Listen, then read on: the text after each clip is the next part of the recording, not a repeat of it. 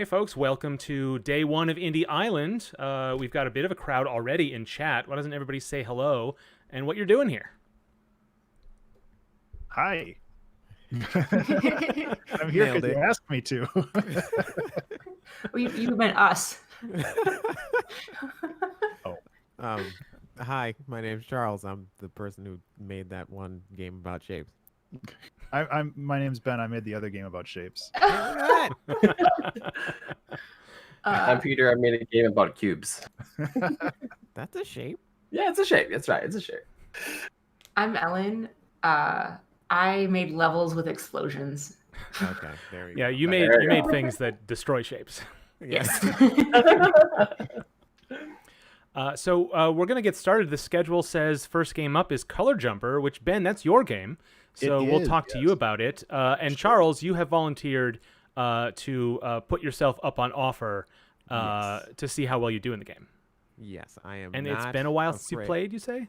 Yes, it has been a little bit, but I am not afraid to make a fool of myself on stream. Okay. All right, I will load up the game. All right. No. Charles, you were one of the first people to play test this, like way back in the day. Oh yeah. I just remember I found you through, was it the Midwest Game Developer Facebook group? Yeah. Yes. I think, yeah, you were posting in there that you were streaming. I was like, oh yeah, I'll watch this. And then you were doing your 2-hour track challenge. Mm-hmm. And then you're like, yes, I'm working on this game about Square. So yeah. All right. Folks in chat, let us know if there's any volume problems. I'm going to be handling all the levers and dials and switches, so just give me a buzz if there's any trouble. Otherwise, Charles, if you're connected, I am. Go ahead and give it a go. For folks watching, Charles is playing remotely via Parsec, which is a remote desktop application that is designed for games, and that means you can play too. So we've got a half an hour here with Color Jumper and a half an hour for a bunch of more games throughout the evening. If you want to join and play any of these games, you can go to bit.ly/IndieIsland, and that'll take you to the 2DCon Discord and some information on how to get set up with Parsec. It's very simple, but it's kind of specific. So it shouldn't take too long, but if you're interested, we'd love to have you. And of course, on the Discord, it also gives you instructions for how to join us here in voice chat. So you can talk to the developers, ask what it's like. They can try to sell you their game, which is going to be very not awkward at all, I promise. And in the meantime, those of us here, we can sort of talk to Charles about his experience and Ben about his production. Yeah, of course. It's always fun to watch somebody play the game and relearn how to do everything. Oh yeah, this all right. Yeah, no, I was going to give a shout out. I'm to wait to all the speedrun tech that Charles has on the first few levels going on. Oh. And then right as I said that commentator's curse, he died. I was like, yeah. Yes, I'm this good normally. Here you see. Look at this. But yeah, Charles has kind of play tested this game on and off for the past couple of years during the glitch playtest events, and so you have a bit of experience with this. Yes, even though I'm playing way slower than I used to. Oh, that's okay. Great. oh, is that a collectible? Ooh. It is a collectible. Oh man. Oh, I got it. So in addition to the medals that you can get for like getting time and rotations and stuff, there are also collectibles strewn about in the game, and after you beat the game, those unlock bonus levels. So there's lots of different ways that I twist the mechanics around in the bonus levels that I really didn't feel were good fits for the main game, but I really wanted to add them for just because they're neat ideas and I didn't want them to go to waste. So what do you consider 100% run then? Because I mean, like getting 100% in this game would probably be getting gold medals in all of the 100 levels, which would be from like the start to the final boss. And you get a gold medal by getting under time and also under rotations, which you can see in the upper left corner there. And you don't getting 100% in all of those in one like go is probably not possible. You have to do the same level twice in some instances, but I think most speed runs would likely be an any percent run, just because at some point you have to beat all the levels to get to the end. So, but I would love to see 100% run. That would be crazy.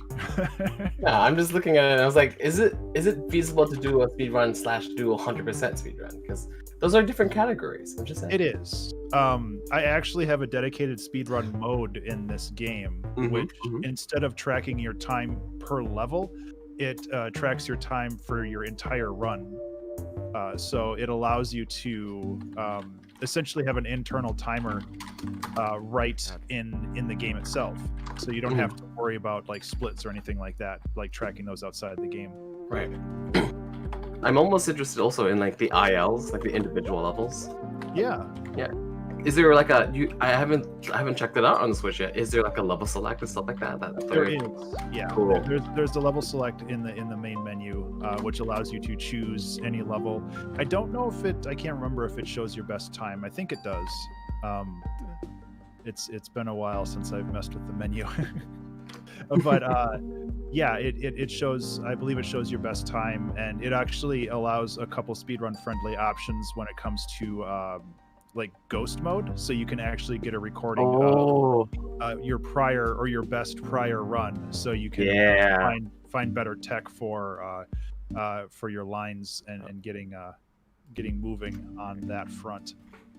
It also has a loop mode, so like when you beat the level, it just goes back to the same level, so you can actually just loop the same level and practice like a specific level over and over. And there is a colorblind mode. Thank you. Oh yeah, so tell us more about that. I'd like to hear more about this. So the colorblind mode is something that several of my friends requested because they are colorblind. And I think that it's kind of neat that I was able to make something that is colorblind friendly, even if it's a game specifically about colors. Primarily what happens is I replace all of the colors. Oh yeah, you can go. Oh, that's the credits. Yeah. I replace all the colors with the suits of a card, so hearts, diamonds, clubs, and spades, and that allows. Oh, that's nice. Yeah, that allows people to still kind of recognize the colors as shapes instead, and I've been told by a lot of people that it works really well, and I'm really pleased that I'm able to like bring that kind of accessibility into the game. You got greedy. Yeah. I got greedy. Yeah. Okay. Oh no, the collectible. Okay. I think it's really cool that, those are the patterns that you picked because they're just so recognizable. It really makes sense. Yeah, thank you. I was struggling to find like ways that I could do it. Initially, I was thinking like patterns of lines or something like that, but that could get really visually noisy. And it was just really hard for me to find something. I was like, wait, no, like suits of a card that works. It fits really well. It kind of fits the aesthetic, and it allows you to kind of better grasp what's going on. And it's shapes. And it is shapes. Mm-hmm. Yeah. Oh. I thought you had that one, Charles. I was watching. I was like, oh, he's got this. This game does get very hard near the end. I was commenting a little bit before our broadcast started, where I was doing a speed run myself because I hadn't done that on the Switch yet, and it took me like 2 hours. And normally a speed run of the game, the current world record on desktop is 45 minutes, and that can still be super optimized. But yeah, it took me a very long time. I struggled really hard with some of the later levels. But that's okay. I like this level in particular. It's the first level that's not really linear in the way that you can go and solve it. And I really like having those types of opportunities for people to kind of figure things out as they go. Mm-hmm. That last jump is something I learned from Super Meat Boy, where it's a very hard level, and the last jump is reasonably easy. but you're psyching yourself out so much because you've done so much to get there. It's it's easy That's to CIA torture stuff, man. Oh no!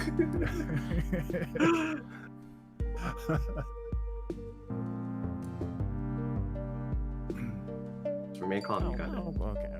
There you go. Remain calm. Just take a deep breath. You got this.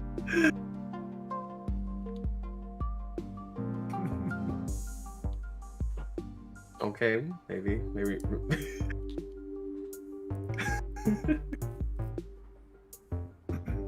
And like people say that I enjoy watching people suffer, and that's not true.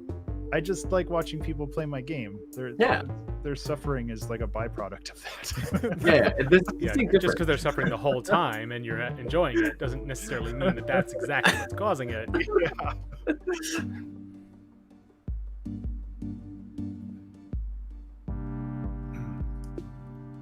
See, there's something I like passively forget about this game is that like you can literally cling on to most walls, and like for the most part you're trying to just not. Yeah, I really like the mechanic because of that, where it really depends on how you want to move. Sometimes you want to move through something, sometimes you want to, have it be solid, and it really depends on how you approach each level and how you solve each level. Oh, now we're getting fancy. Oh, heck yeah. Yeah, this was one of the first levels that I ever made, really. It was kind of just a test to see how you can like move vertically through levels. Nice. And there's boss fights. Oh, a boss! Can you match? Oh, that was dirty. Nice. So I was really inspired by Super Meat Boy, but I think a lot of people will agree that the bosses in Super Meat Boy are not great. Even Edmund agrees with me there. I really love the idea of boss fights, but it's just really hard to find something in kind of a non-violent platformer, like how to actually have a boss fight. And I really like how these bosses turned out. There's 4 of them in total, and they're all unique. Yep. I'm enjoying this fight very much so. It still has that element of puzzle into it, which is what you kept in. I was like, oh my god, this is a great boss fight. Yeah. Also gotta get those speedrun strats in. Gotta jump. Oh yeah, 100%, man.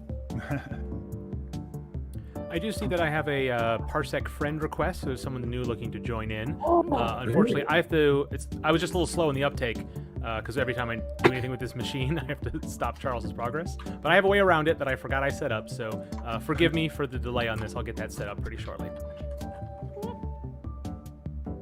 Whoever that was, we have another game coming up. So just when we get to that transition of games, if you are interested in playing, resend that friend request. And we actually got games coming up all night, including tomorrow night as well, or tomorrow afternoon. Yeah, I was going to say, I believe Color Jumper is being displayed tomorrow as well, and people are more than welcome to try it again there. It's on the speedrun section of the show. So I'm looking forward to getting some speedrun stuff, and I can actually show the game off a little bit when it comes to speedrun strats as well, because there's a lot of really interesting things that can happen with that. Oh, are you saying that I can't speedrun it? Oh, Okay. You're on track for my time right now, but I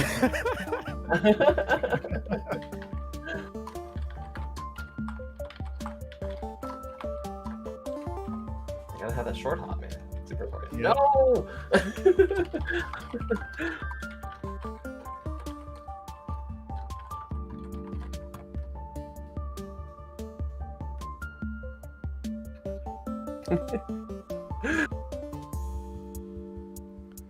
Gosh, what is that? VV. Okay, so this game, now that we're getting to like the harder stages, I'm catching a little bit of that VV vibe. 6 V's. I don't really know how you're supposed to pronounce it, but yeah, like that was definitely an inspiration for me as well. All of those games of that kind of era, like Super Meat Boy and V and Celeste and everything else. Like I just kind of, I'm in love with those styles of games, and it's just something that I'm so happy that I was able to make something that allowed me to kind of make my own mark on that kind of stuff. And I hope more people have an opportunity to play it and give it a try. I actually have an homage to V in the bonus levels, where instead of jumping to rotate, you jump to flip gravity. That level's real hard. Oh. It's a mini Vinny Vici, if you will. It is.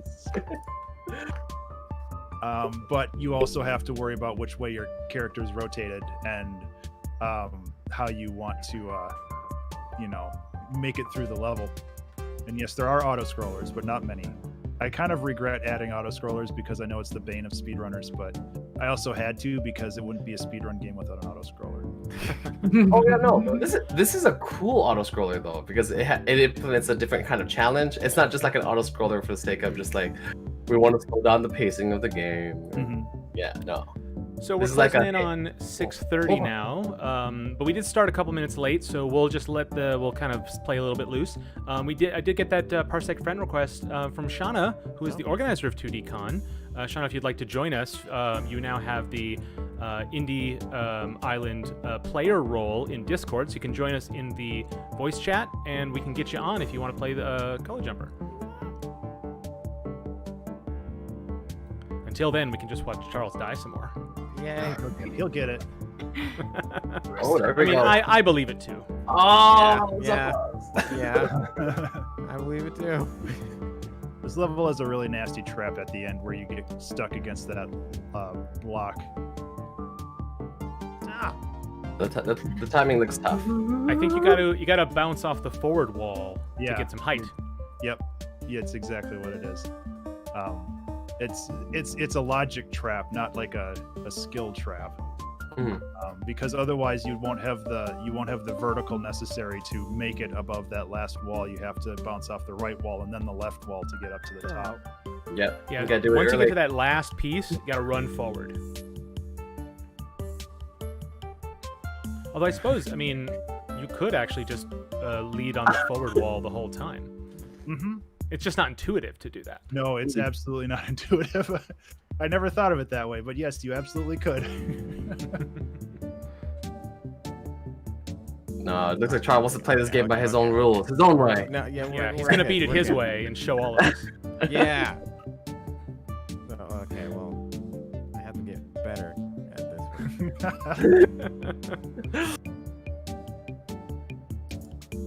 Hold on. This stage only has This stage has a 900-degree rotation limit. It does. Well done. That is ridiculously low. It's possible. Well, I'm sure. I'm not saying it's easy, but it's possible. Nice. All right. Oh yeah. So feel free to. Feel free to take over. Yeah, take over because now I'm just playing the game. You know what we can do is I can put the game behind a curtain, and we can we can load up any level later on, and Ben, you can show us some of the later stages. No. And see how well you do. That'd be great. I'd be happy to. I can't promise I'll be good, but. Oh wait. All right. Well, we're back in the lobby now, so I will go ahead and get back to the menu of Color Jumper here. So you want me to connect via Parsec? Yes. Yeah. Okay. And I will unlock the secret debug mode that nobody will know about. Does that include the bonus levels? Because I'd be happy to show those off. It does, in fact, include the bonus levels. Okay. This is something, so Ben just brought this game to Switch, and I helped import it. And one of the things I needed was a way to play the later levels, because there was no way I was going to get there on my own. So I put in a secret controller shortcut, and if you can find it, good on you, but it's not for public consumption. I don't even know. Konami code. Down enough that. Yeah, it's the Konami code. You cracked it. I do. I know that people do get really nervous about that sort of thing, so I made sure that if you do use it, it deletes your save data. So you So it's a official cheat. Ben, looks like you're connected. It says I'm trying to connect, waiting to connect to Icebox. Trying to. Oh, I got it. Okay, accepted. Cool. So you should be. There we go. There we go. Right. So you're in control right now. I'll let you. You should be able to take control as soon as you got a controller plugged in. Okay. And you'll be at the secret debug menu that I created. Does this unlock all the levels, or does it just? It unlocks it, but only if you beat the level you go to. Oh no. So it's actually kind of if you do discover this, dear player, you can see all the levels, but then you have to beat that level in order to play on your sort of pretend save data there. Well, I will show one of the later levels. I remember 98 being a fun one when it comes to parkour. Dang, I never got to 98 when I was playing. Whoa, I'm getting a little bit of Oh lag. yeah, there. I'm getting a little latency here. I don't know how well this is gonna go. Oh, Actually, geez. I think I know why. I have my stream going on the other page. Let me. Oh, that's a little better. I don't know. I'm getting some pretty bad lag. I don't know if I'll be able to do that. I can also try. So you might have to. There you go. Well, all right. I'm gonna have to. Well, I guess Sorry I don't need to about put by the curtain. I will just do the. I mean, I can show off parts of the game at the easy parts, like for speedrun tech and stuff. There's a couple really cool things that you can do for speedrun tech that were actually initially bugs in the game. Oh yeah. People found out Show off. specifically. Let's see if I can do this first try. Nope. You can bounce off the middle of some platforms like that, and that is really fun speedrun tech. It also gives you secret platinum medals if you can find them all. But yeah, there's a lot of really interesting ways that you can navigate through the levels. There's a shortcut there that I never get, so I just skip it. But yeah, I can just blaze through stuff and we can talk about it. I'm more than happy to talk about any parts of this as we go on. Yeah, just show me up. That's okay. I don't mind. Well, I did spend a little bit more time playing it than you. Yeah, this is true. But I watched your streams. Once you it's an interesting developer thing, but once you get your game connected to Steam, every time that it's running in Unity, it counts as you playing it. Oops. And so I have like 500 hours or something in this game. Which obviously I wasn't playing the whole time. I was mostly fixing bugs, but it's definitely the most time I've put into a game on Steam. But the first actually let me do something to beat this level. So I was talking about speedrun mode before. You can also you can choose your best time here, so you can see whether or not you have a high time or not. And you can also go into ghost mode here. I'm going to turn off colorblind just so I can see things a little bit better for me. But on the far left side here, there's a speedrun mode, which will display in the upper left-hand corner. You will see a timer for the entire game now, instead of just the timer for the individual level. And the nice thing about this is this also only counts up when you have player input available. So it's not counting menus, it's not counting scene transitions or anything like that. It's only counting when you have control over the character, which is usually how speed runs are timed. So I really I liked adding that kind of stuff in there because I think it will help allow for more official timing and stuff like that when it comes to speedrunning. I think that speedrunning is amazing opportunity to not only build a community, but it's also a great way to just better yourself in some ways, and I want to help encourage that. I've been a big fan of GDQ for a long time. Oh, likewise. Oh yeah. Yeah, really good. See, I took a faster strat the other time. But I would really love to get this ran at AGDQ at some point because that's based in our hometown for most of us. But with everything going on right now, who knows when we're going to see anybody in person again. We just have to wait. That's all. Well, not a big deal. Let's see. Yeah, it'll happen. People struggle a lot with this level, but like really, it's not that. Oops, I hit the wrong button. It's really not that It's not hard. really all hard. No, that's fine. See, you just gotta hit the right buttons in the right order. Yep. Now you tell me.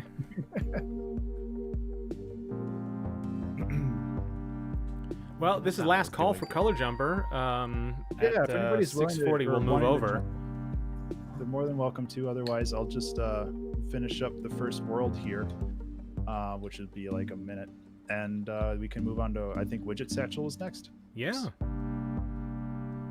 I think my wife is downloading Breath of the Wild on the Switch, which is why I'm getting a. Ah. Oh no. I mean, a great choice, but oh geez. Oh yeah. Oops. Yeah, I've got 3 or 4 more levels. If you want to bump over to Widget Satchel, we can do that. Otherwise, I'll just finish this up. It's up to you. Yeah, why don't you go ahead and finish this level? Okay. But Oh, yeah. really fast. Show the tech. Show the tech. There's not a whole lot of tech in this one. Aside Charles from already just- got that collectible, so Yeah. Yeah. Oh, this is the one you were struggling with here. yeah. Let's This see is the you right- show us this how is it's the done. right path for this Okay. one. Yeah. See, that's the okay. Yeah. Here, look at this. Is yep. Mhm. There you go. Yep. That's how you. Yeah. You just. Yeah, and then you just like hi. Uh-huh. Oh yeah, for speedrun you also have to hold to exit so you don't accidentally blow away your hold run by hitting start. All right, we're gonna head over to Widget Satchel now, and this is a game that Ellen and I worked on. And who wants to give it a go?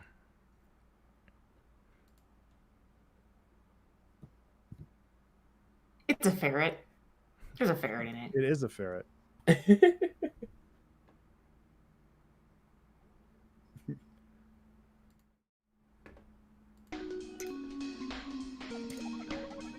So we've got no one connected right now. So who wants to play the game? I'll blow some stuff up. Yeah. Sounds good. I'll hit some robots. Okay, so I'm connecting to. And I will accept your connection, and you should be able to control the game now. Got it. Cool.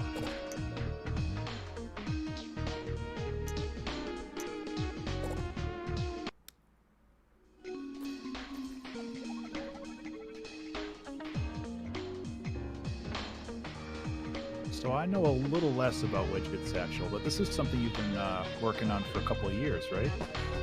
Yeah, it started about 2.5 years ago now. It's 2020 has moved by, but it still feels like it's March. So I keep doing all my calendar math by that date. But Ellen, are you unable to control right now? Yeah. All right, let's. This is one of those parsec things.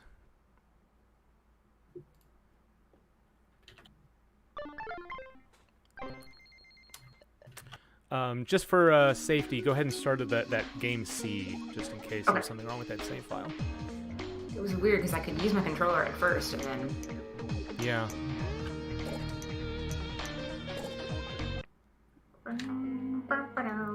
Sorry, I'm just gonna sing occasionally. It's allowed. Yeah.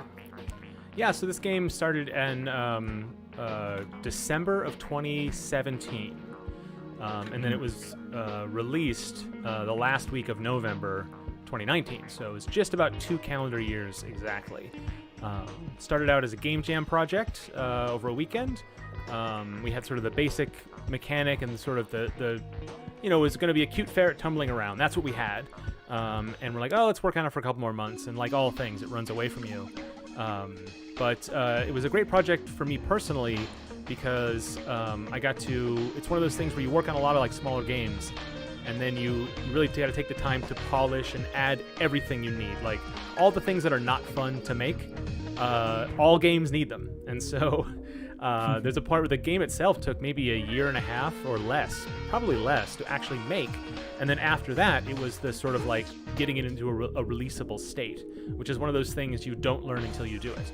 And so it was very rewarding for me. And then ultimately you end up with this fantastic little goofy game at the end. So it's worth the trouble for certain.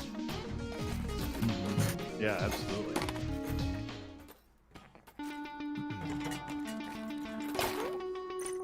So Ellen is playing through the tutorial level of the game. So one of the things about it is that the mechanics are kind of unusual for a platformer where, Mario picks up coins, but Mario can pick up, Mario can put all the coins in his pocket and it never weighs him down.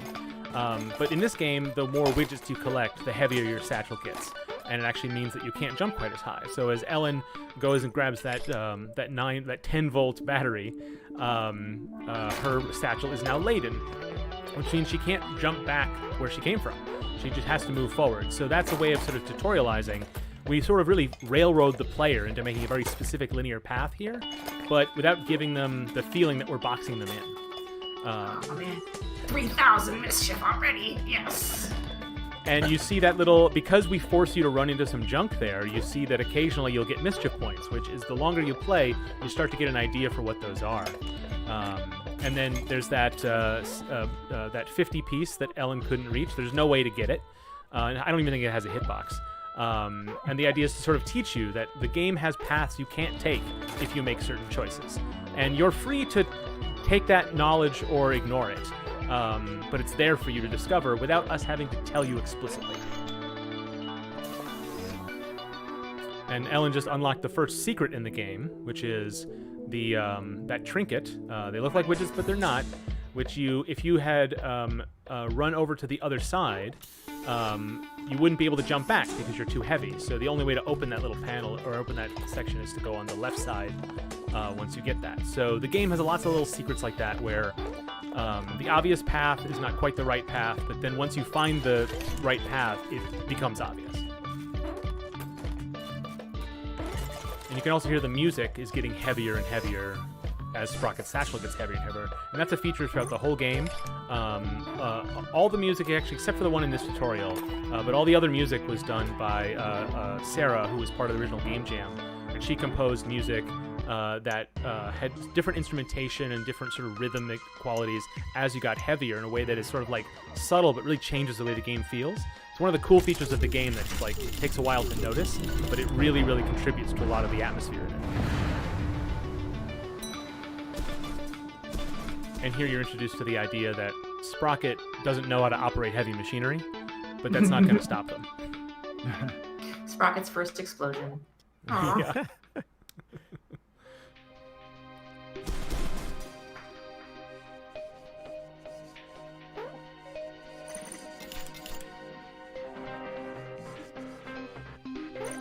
So I have heard talk that apparently this game has been sped run in like 20 minutes? I believe it.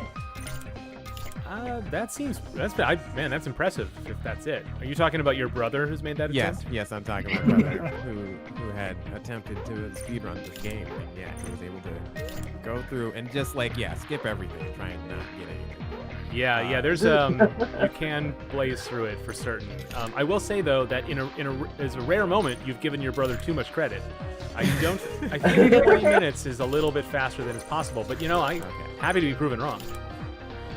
Is it sped run or speed ran? That's a really good question. Sped ran? Sped run? Speed run? Speed run it. Mm-hmm. Speed runned. There you go. Oops, last one. That voice out of the abyss, that's Dev. Welcome, Dev. Hey. Hello. Hello. I've been on for a bit. I'm getting 3 seconds of video and then a spinner, and so I'm kind of conserving my Sure. my bandwidth for chat. So. All good. More of a lurker right now. You can go through the levels pretty fast here, but then you're not really channeling the ferret energy, I think. Yeah, one of the things about this game is you really can play it however you want. And there isn't any choice you make that is out of character, but there are certain things you can do to really, really like be the ferret.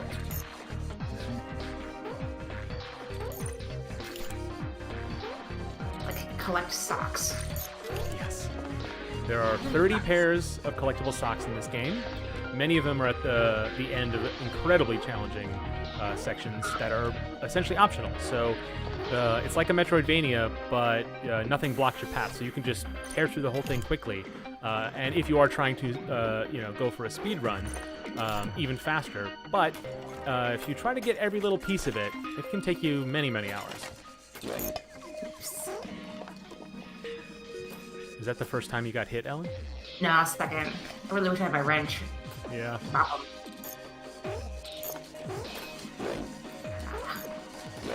No! As you get hit by bots, you lose widgets. But your satchel gets lighter, so the game becomes easier when you fail at it. It's sort of our way of saying that you're fine.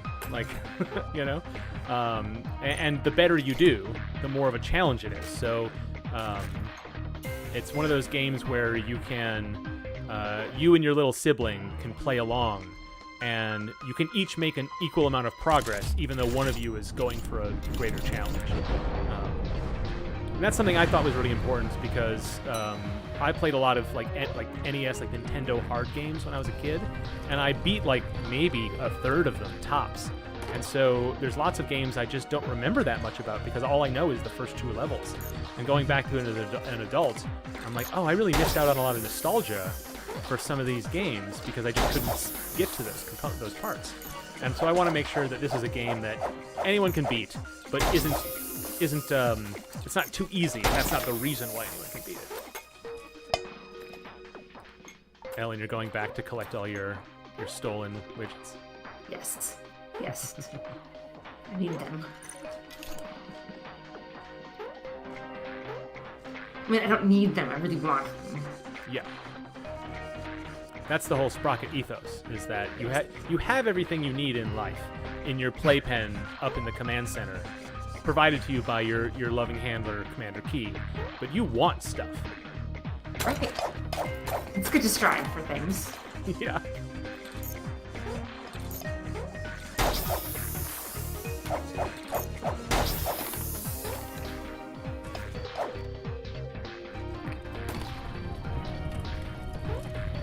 When I first played the game, I think it was the Game Jam version, was it, Mark? Probably. I know you were one of the gave us some of the earliest feedback. Yeah, and I just absolutely fell in love with the feeling of the whole game, being a ferret, causing mischief, whacking things. And that enthusiasm got you on the team as one of our level designers. Yeah. If we make it to level 4, you'll see some of the most interesting stuff this game has to offer, thanks to Ellen. I think level 5, right? Your work's in 4 and 5. Okay, got it. You're thinking about the explosion pit, which is really the only one you care about. I think explosions feature in multiple puzzles. That's true, yeah, correct.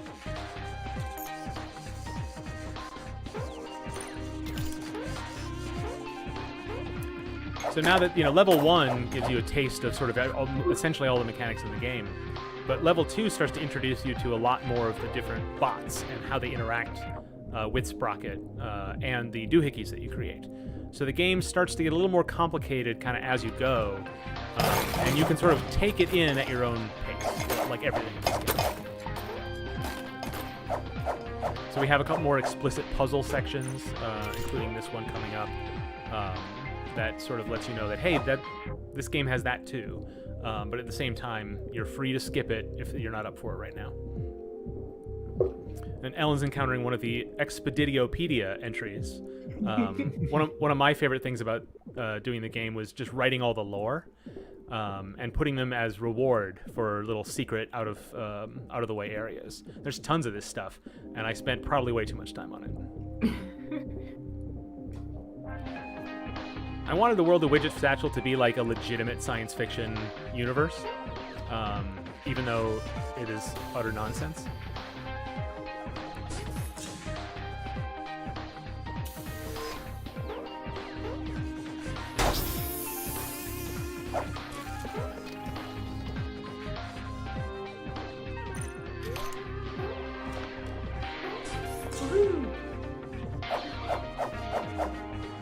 That puzzle was designed by Steven, our other programmer and lead on this game, and it's such a simple solution. But you have to. Ellen knows the answers, so that might have been why she was able to get it so quickly. But I've seen people really struggle with that one. Just offsetting the time on that bot is one of those things. It doesn't feel intuitive, but as soon as you do it, it's just totally obvious.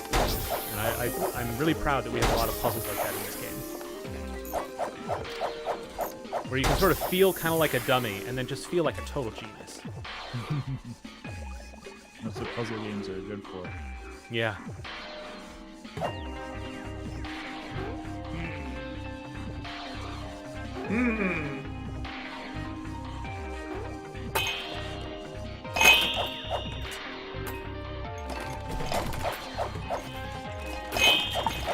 What's the highest mischief score you've seen? We do have achievements in the game for 1 million mischief points. I don't know if anybody's gotten it. Alright, challenge accepted. Yeah.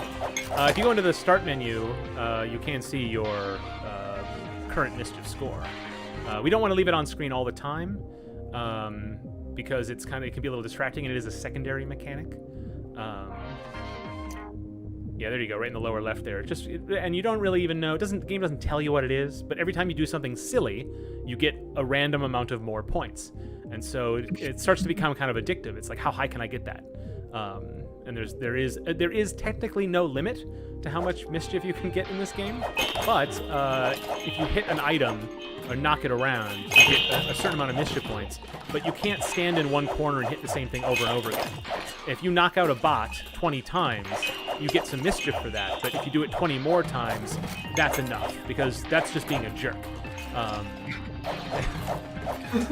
So there's a couple ways to sort of like optimize your mischievousness, but there's not a ton of opportunities to cheat, because that's not mischief. That's just wrong.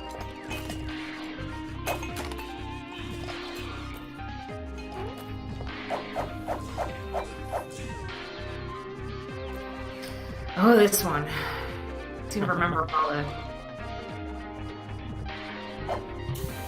Oops. Did that wrong. See, I recall this puzzle and not being able to solve it during like one of the glitch playtestings and being very frustrated. Just like having to tap out, like, all right, I give up. Yeah. And you can see the pathway in front of you is open, but also there's that juicy little Arduino 20 widget piece that is just so tempting. I've seen people give up and after like 5 seconds come right back. Like, I'm done with this. Okay, I'm going back. I'm going to try one more time. For a while, when I was putting this puzzle together, this one's one of mine, people were giving up on it way too often, and it wasn't. And people were satisfied when they beat it, but it wasn't reaching enough people. And some adjustments were able to sort of keep that frustration, but ultimately, I think a majority of playtesters who can't come to the game cold are able to, who make the attempt, are able to solve it eventually. The people who give up now are the people who try it once or twice and then move on. But the people who stick with it pretty much always are able to get it. And of course, you're too heavy to pick it up. No! But of course, there is a solution to that too.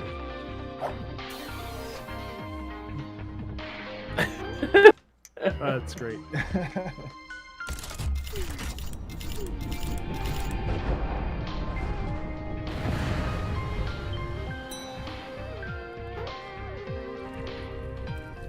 Alright, got the stylish boots to go over socks. Ellen is now light enough, after having spent the widgets, to go pick that up. So, lots of little, maybe too clever by half, by some definition. This game's full of stuff like that.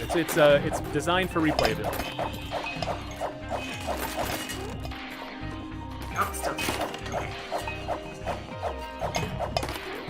And you can see a section like that is something where you can go back to certain areas to pick up stuff, but the game also does not give you the unlimited capacity to do that. I forgot about that bot, and I got hit by it. Yeah, it kind of gets lost in the junk there, right? I was getting too excited about the junk, hitting the junk. Forgot about the bot.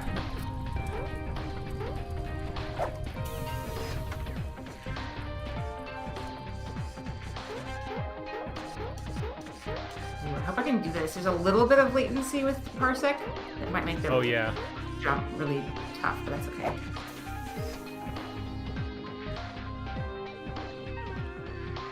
Well, Ellen, we're a few minutes shy of 7 o'clock, and I don't mind sacrificing our game to get us back on schedule. But would you like to zip to level 5 to show everybody your explosion room? Sure. I don't know how to do that. So I can give you this is similar to Color Jumper. I put in a debug mode, and I'm perfectly fine revealing it to viewers. If you hold down if you go into the start menu, and you hold down the left and right bumpers for I think 5 seconds, the debug menu will pop up, and that allows you to go to anywhere in the game. There we go. And so you can change your widget count. You can do a bunch of. This was really useful later in the game to be able to test out certain things because the game has lots of interlocking components, and so it was very difficult to test late game scenarios without having a bunch of widgets on hand. So Ellen, I believe the explosion room is, I think, 1 down from here? I think so. I think it's the second one. Yeah. Woo, woo, woo, woo.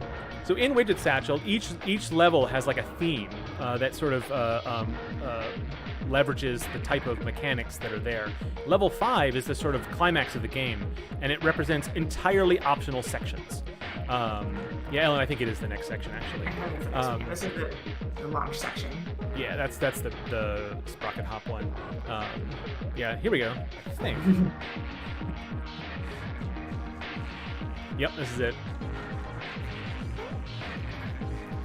So Ellen put in a really fun puzzle in here that actually uses the junk and actually uses it mechanically in the game. For the most part, the junk is pure joy. It's just to knock around and get mischief points. But Ellen managed to design a level that requires junk to actually progress. It's terribly clever. And it also, of course, has a room full of explosions. Yes. Which I think caused some technical challenges, right? Early yes. on? And I'm not afraid. I'm not ashamed to admit it. You might see a couple of frame drops, even still. Lots of optimization in this area because there's tons of physics, tons of objects. And on this machine that's running, we're running all this other stuff too, so it's probably no help. Getting it well optimized for Switch, that was a challenge. It runs really great now, but it was some work. But it was worth it because it's too good an idea.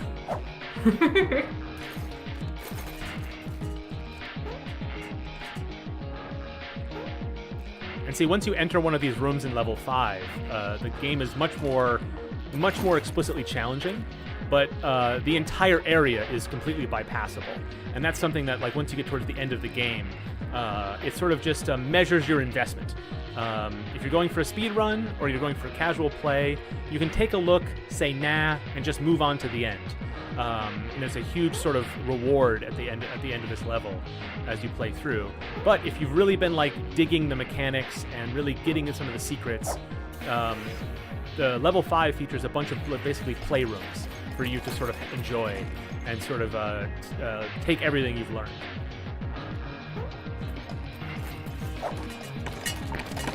You can see there's a bonus item there on the right side of the screen, and this is the junk that you need to get it. You need a lot of junk. Quite a lot of junk. Yes.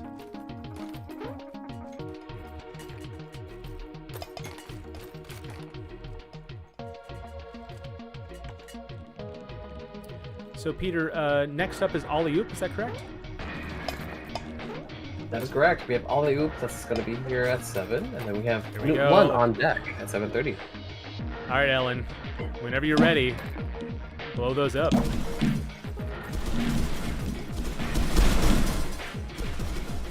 Do these games all really have puns in their name? What was that? Do Do the next 4 games really have puns in their name? God, Minnesota has such a style. Oh yeah, 100%. That's actually very true. Next few games have all puns. That's incredible. I didn't even notice that. Yeah, it's slowly becoming pun block. So Yeah, this is the pun block now. give us your best puns in chat, guys. More junk. Well, I think Mark, you said we were coming up on time. Yeah, why don't I'll direct you to the rest of the junk just so people can see that other crazy piece of machinery in this section, and then we'll put on Ollie after that. So just that horizontal lift that you were heading there. If you head up, that's where that other section is. Takes a little while to reach it.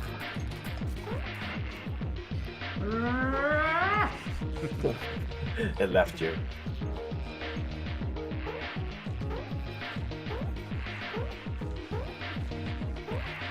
And while Ellen's making her way up there, I'll do the little salesman pitch, which essentially is available on Steam and itch on PC, and it's also on Switch. $15. It's worth your time and worth your money, I'd like to think. And it will be coming to other consoles soon enough, but no timeline on that. So if you want to get your hands on it and play it wherever you are, Switch is your best option, I would say. But it's got Steam achievements. It's got a couple of unique features for each platform. That's part of the fun thing we've been putting in here. On Switch, you have custom socks. You can have socks that match your Joy-Con color. There's also HD Rumble support, so you get lots of fun things. And in fact, what's great about HD Rumble on Switch, for those who don't know, it's a different kind of Rumble machinery in those controllers. And it actually plays sound files at very low frequencies that makes that rumble. And so you can actually get it to sound like things if you listen close. And so as you tumble around in Widget Satchel and you hold your Joy-Cons up, you can hear what sounds pretty much exactly like a ferret duking, which is the name for a ferret sound. And it was very fun to get that working in the Switch version. I just learned something today. Ferrets make duking sounds. I'd say selling this game to ferret owners is like the easiest thing, because we got enough of the feel right for essentially an underserved audience. There are plenty of cute cats and there are plenty of cute dogs, but there's not that many ferrets. So if you're gonna do like a cute cat or a cute dog, you have to be as good as, say, Ollie, to get everyone's love and attention. We had it a little easier, I would say. Rise, junk pile. Rise. And this whole thing is like a piece of clockwork that eventually gets you the prize. Soon. Mark, I don't think I ever noticed that you stuck some explosions in here, because now it's having like a little popcorn effect. Yeah. Occasionally. Just throwing junk up towards the ceiling. Well, what's great about all the physics interaction in this game is that a sprocket is not governed by any of these physics stuff. It's this junk layer that happens. So it doesn't impact the platforming. You never trip up on anything, and that's been really nice. But it all trips up on itself. And so you will have, like Ellen, you're describing, that sort of popcorn effect of the explosions sort of happening at random moments. These are non-designed. They're emerging moments. I didn't really plan for hardly any of it. And every playthrough, you can have a different experience knocking crap around. It can be hypnotizing, in fact. Yeah, why don't you can you bat that along? Yeah, there we go. Yeah, when you don't have the wrench, you can swat things a little bit, but once you have the wrench, you can really send the stuff flying. There are some puzzles in the game that require you to delicately move things. So when you have the wrench, it's a little harder to do. And so there's a lot of risk reward in the order in which you get collectibles.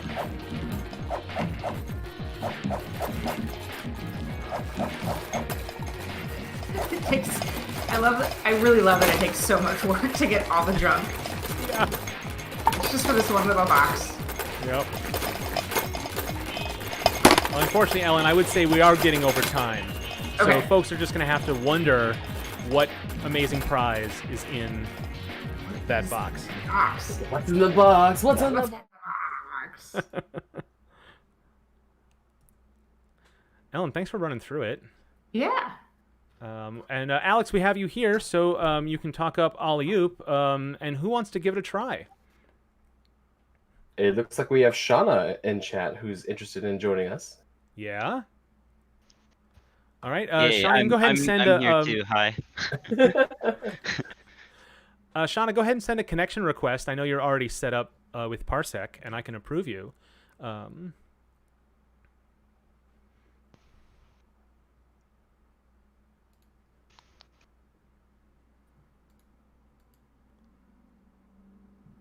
All right, you should be connected now.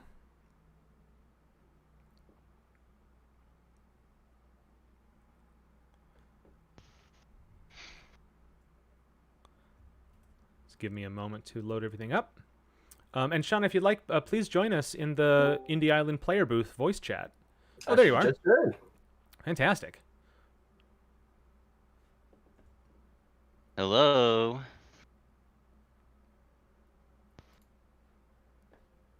Hello. Hello. It helps if I turn the mic on. I've heard that. Well, as we're loading up, Alex, why don't you give us a rundown of Alley-oop? Yeah, so Alley-oop is a 3D platformer game about a skateboarding dog named Ollie, who goes on an adventure to find his missing friend Reggie. So yeah, it's essentially, like I said, a 3D platformer, so it takes inspiration from like Banjo-Kazooie, the 3D platformer Mario games, Odyssey, Mario 64, or whatever. But it's on a skateboard, so the kind of movement controls are like a skateboarding game, but the goals and missions and things you're doing aren't really like trick-oriented or score-oriented at all. So a little bit of a mix-up on that part. So yeah. Looks like we had a connection failure in Parsec. Shauna, why don't you go ahead and give us another request? Okay. He yelled at me that the host was busy. Mark's an extremely busy man. Could not be more accurate. You should be connected now. You should see Ollie in your window. So I saw Ollie before, but right now it says the host is doing something else. Oh, okay. All right. I'm going to switch back to it. How about now? Okay. Now I've got Ollie. Cool. All right. So let's see if your controller works. With Parsec, it's kind of a risk. Yeah, I feel like usually with Parsec, I have to unplug my controller and plug it back in if my controller was already plugged in when I launch Parsec. That's been my experience anyway. Unfortunately, we lost. Like yeah, Shauna, we lost you network. again. I don't know. I don't think this has much to do with Ollie. I think this is Shauna, your connection. Parsec. Although it seems anytime you try to send an input, could you try just closing Parsec and opening it up again? It might be specifically related to that. In the meantime, does anybody else want to give it a first go? I know Lane, you've just joined us. Sure, man. I would be excited to play this game. Cool.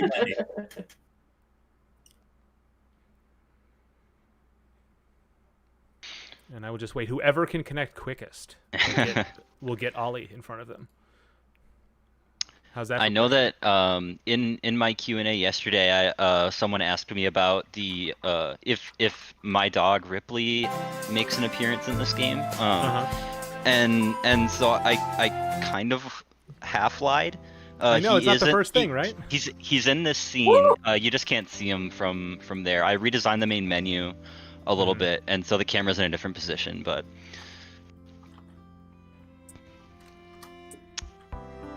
Okay. Here we go. A little exposition for you. Oh my god, I'm so sorry, Shauna, but I am also so excited to play this right now. So sad. Am I allowed to talk now? That's totally fine. Hold this neck. Dude, all this camera stuff that you've done in the last year is so delightful. I love this. Can I talk? I don't know if I'm allowed to talk. I'm sorry. Hey, Steven. Yeah, Yeah, go for it. Okay, hi. I'm not going to entertain the crowd all by hey, myself. Steven. I thought this started at 7. I apologize. I think that at one point it was going to start at 7, so don't feel too bad. Okay.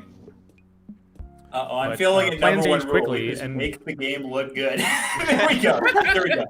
Even with my flubs, it still looks fantastic. All right. So, Alex, do you want to guide me a little bit? What do you want to show the folks?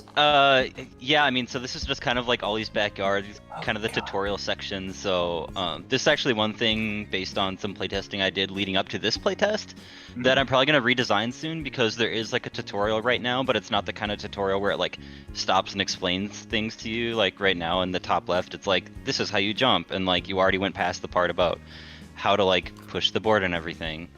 So that's something that'll probably be redesigned. 2 pieces of wood, so you got to give me that. Yeah. There you go. Look, you're already going. All right, let's go home for the day. It's been a tough one out there. Hey, real All quick, right, how do I interact with stuff? So if you bark, if you press X, I guess depends on what type of controller you're Excuse using. me, Bark. May I play my harmonica instead? You Yes! do both. I can't hear the audio because I have the stream muted, because otherwise I get double, but I know what it sounds like. Ooh, so we got a quest now. We're gonna go talk to We Bruno. do. Dude, this environment is so beautiful. Also, I gotta say, like, I don't know when you did this, but compared to the last time I played, the camera is just fantastic. Ooh, Thank hello. you. Yeah, a lot of work. I've put a lot of work into learning Cinemachine and trying to take advantage of everything that's built into that, because that's come a long way since when they first released it. So I didn't know that. yeah, I don't you really were have ready to any. Take it on a year ago. Yeah. Okay, so this dude wants sticks. I am happy to bring those. He's 20 sticks for Bruno. He's gonna fix the bridge for you. Oh my god, so many mini quests. Oh. Mm. Bruno's ears just get me. Okay, so I saw on Twitter that there's like a little bird that I can go scare. Is that still a thing? Yeah, there's birds around in different places. They'll have little music notes coming off the top of their head. There's one on the fence for, you might see it behind the doghouse there. Let's go. Oh yeah, and yeah, this quest will lead you right to them. Arr! Am I ready? Yes. They're all up on the roof up there. Yip and yap. Oh my Yep. god.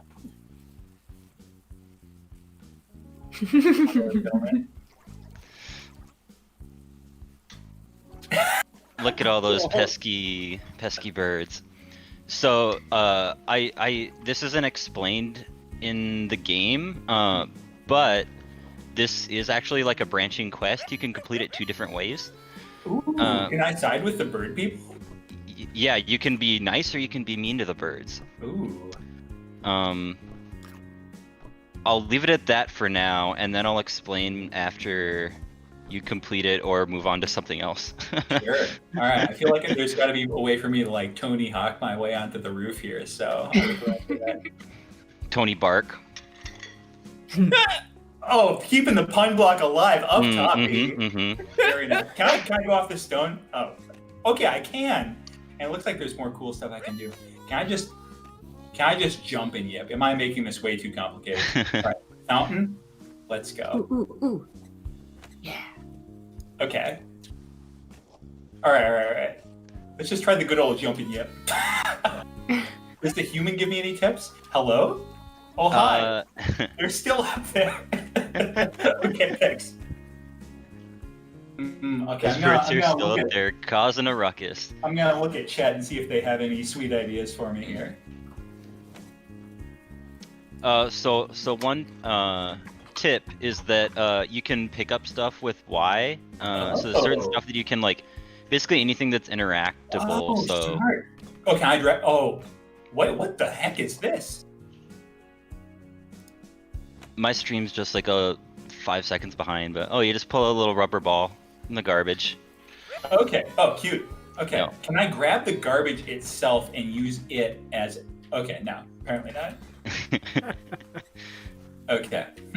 You can, so barking, like when you bark, there's velocity attached to that bark too, so you kind of like push stuff around with your bark as well.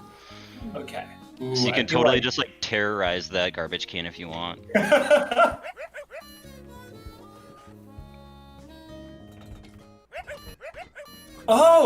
Oh, sweet. Okay, I don't know if this is the like solution here, but I feel like using this as a platform would be a very difficult way to go about this.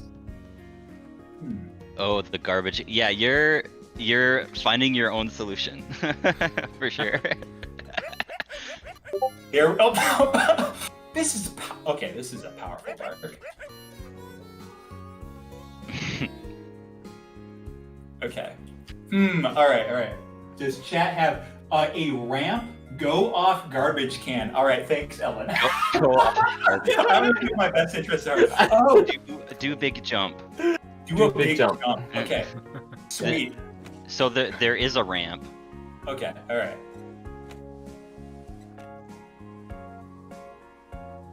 Sweet. Oh my goodness. Is that the big ramp we're talking about? Is it this stone? Can I go up this? Maybe I need to come around from the other side. Ooh.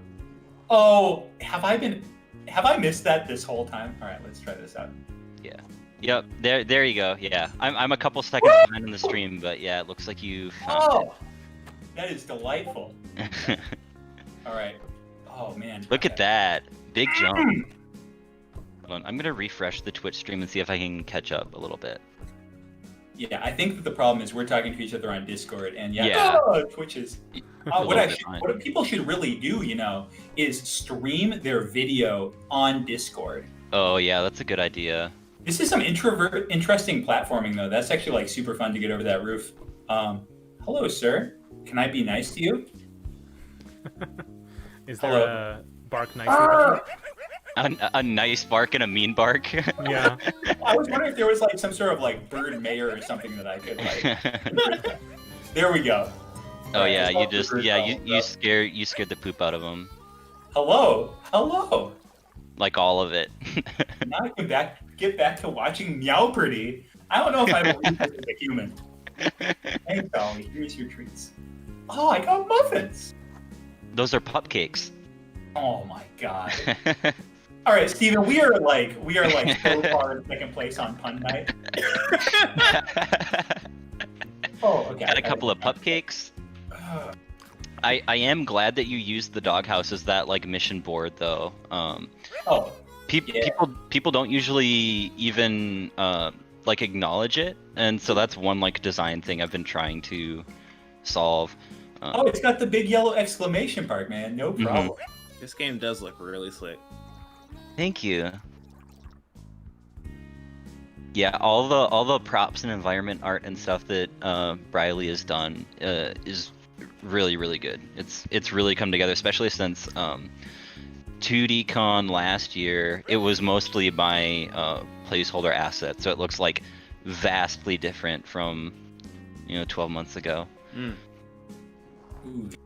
Okay, so much exploration. By the way, I gotta imagine that like watching somebody who's brand new coming in, it just must be just like cringe factory USA to like watch all of this. I would love to at some point see you play. I'm curious like what it looks like if you've been kind of experienced. Mm-hmm. It definitely feels like you could get just amazing at this. Can you do grinds? You can do grinds. Yes. There isn't a ton of grindable stuff. There's some for sure, and it's a little bit obvious I think when you see it. At least maybe it's not. I don't know.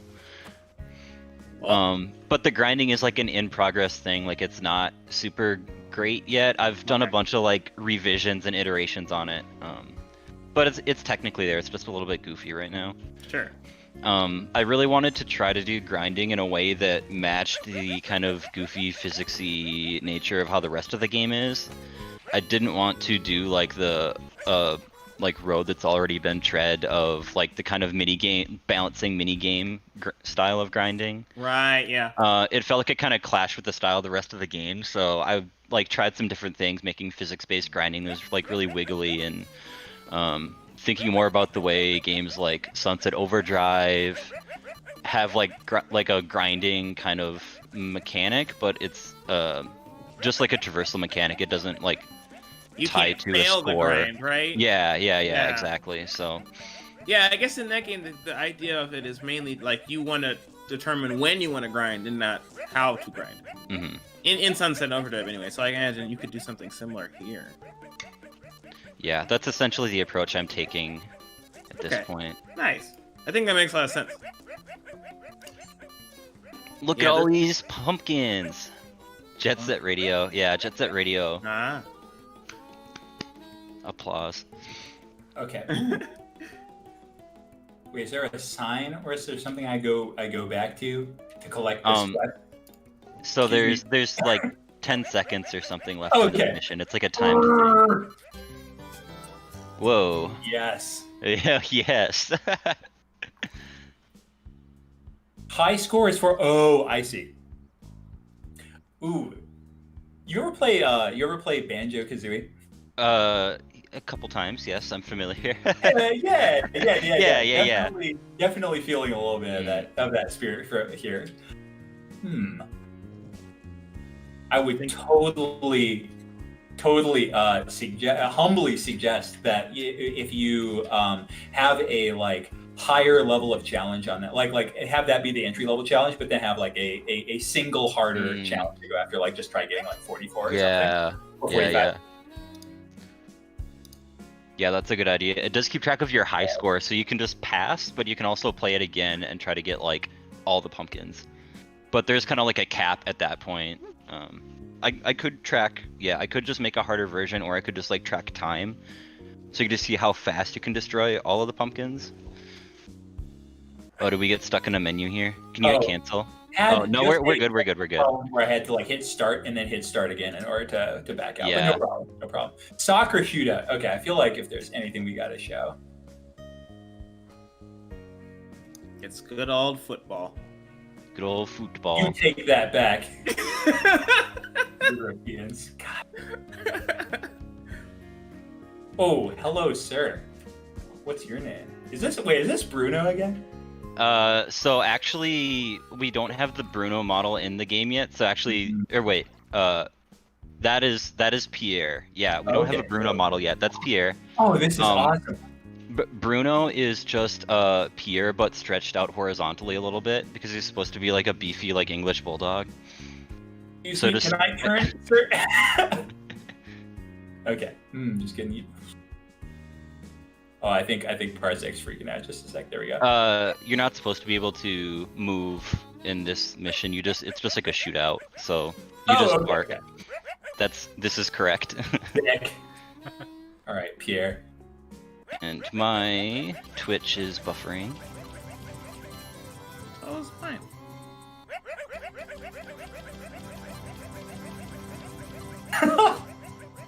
Oh, nice.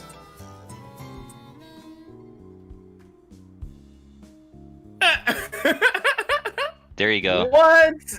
Pro plays. You broke the game. Okay, I have never seen this game is unrealistic, sir. I've never seen a dog that would do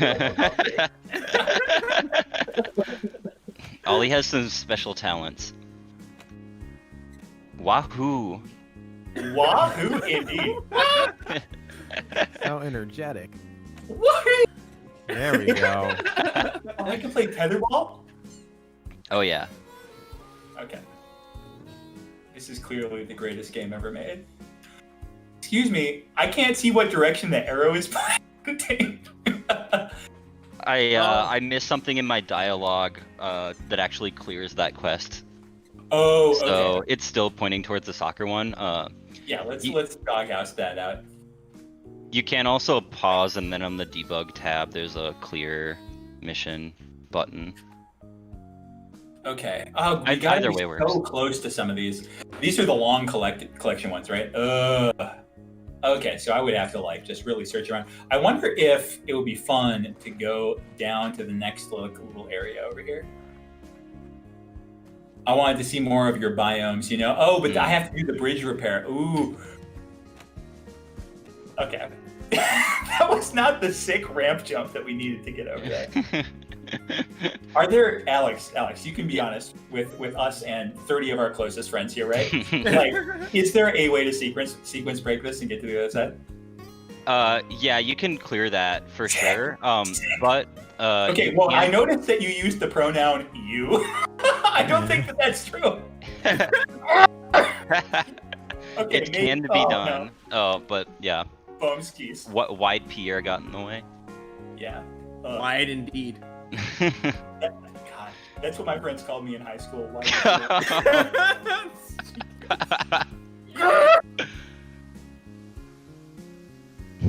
I made sure to make these rock models like extra annoying and spiky so that like Oh yeah, it's really unfun to try to break it.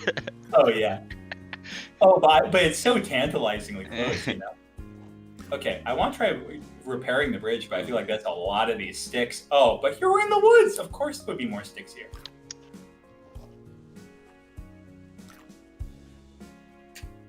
I guess also before you go to the effort, this demo is locked to this level, so you can get to the other side of the bridge, but you can't advance to the next level. Oh, okay. So, all right. Well, Alex, with the last like 5 or so minutes that we have here, is there anything that you would like, any place you would like me to go, show stuff off? I mean, I think you've kind of ran around the cul-de-sac a good amount. I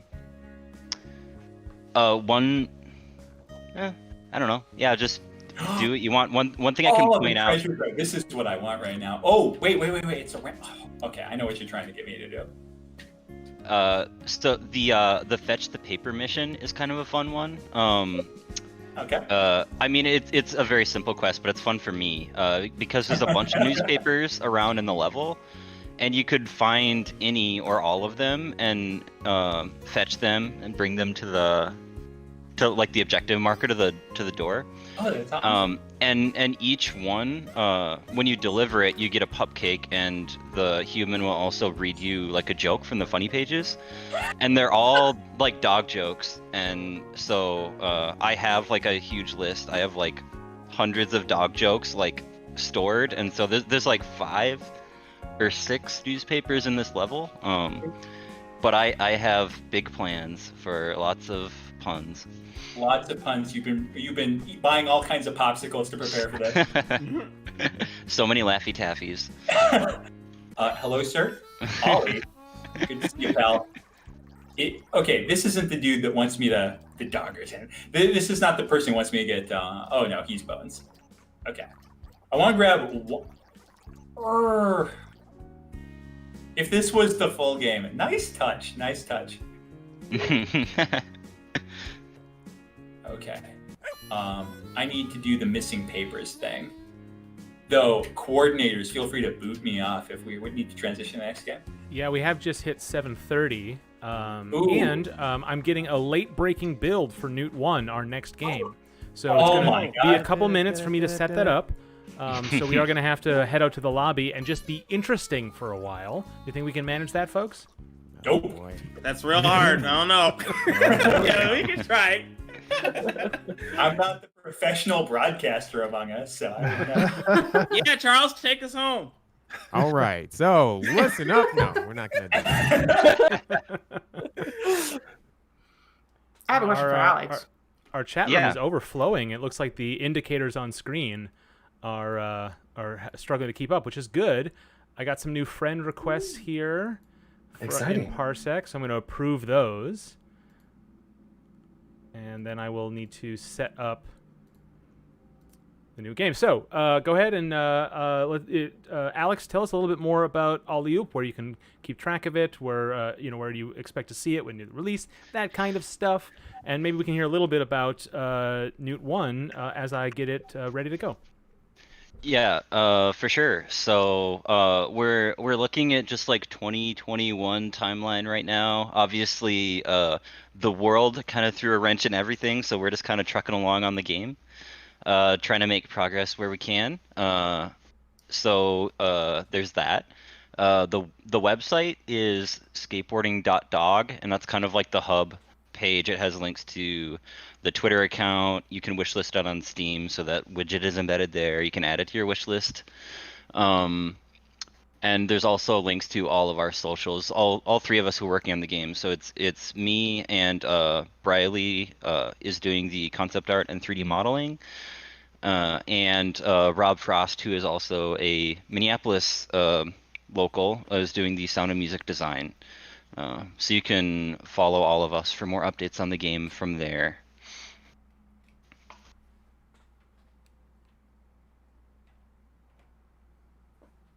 I think there was somebody had a question for you, Alex. Yeah, I heard that. Yeah, that's me. It's Ellen. I first wanted to know what kind of dog Ollie is, because he looks like a beagle. He is a beagle. Ollie's a beagle. And the second question I had was, whether or not you'd recommend that, like, I have my dogs play the game, because it seems like they would like a game about a skateboarding dog, but they might learn some things that I don't want them to know, like how to get on the roof.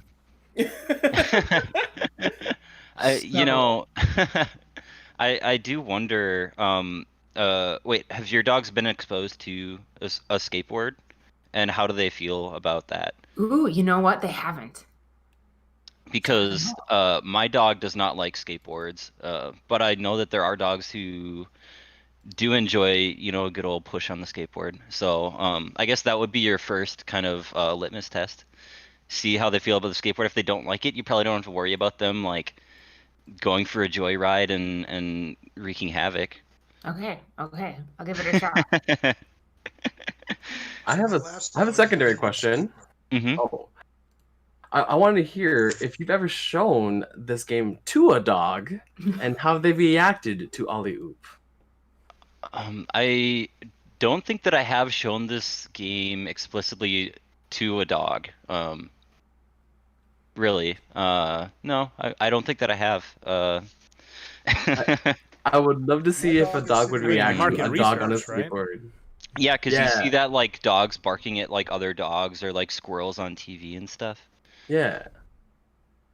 But I'm wondering if a dog would see, like a beagle seeing Ollie on the skateboard might be like, oh, is that a beagle? Is that... It's me.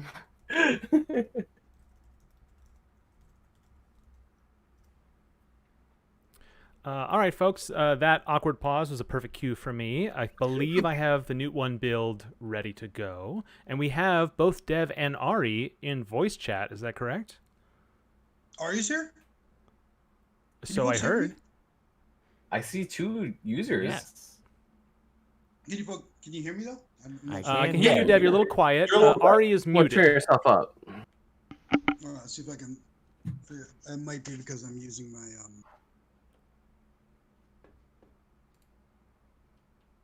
Output.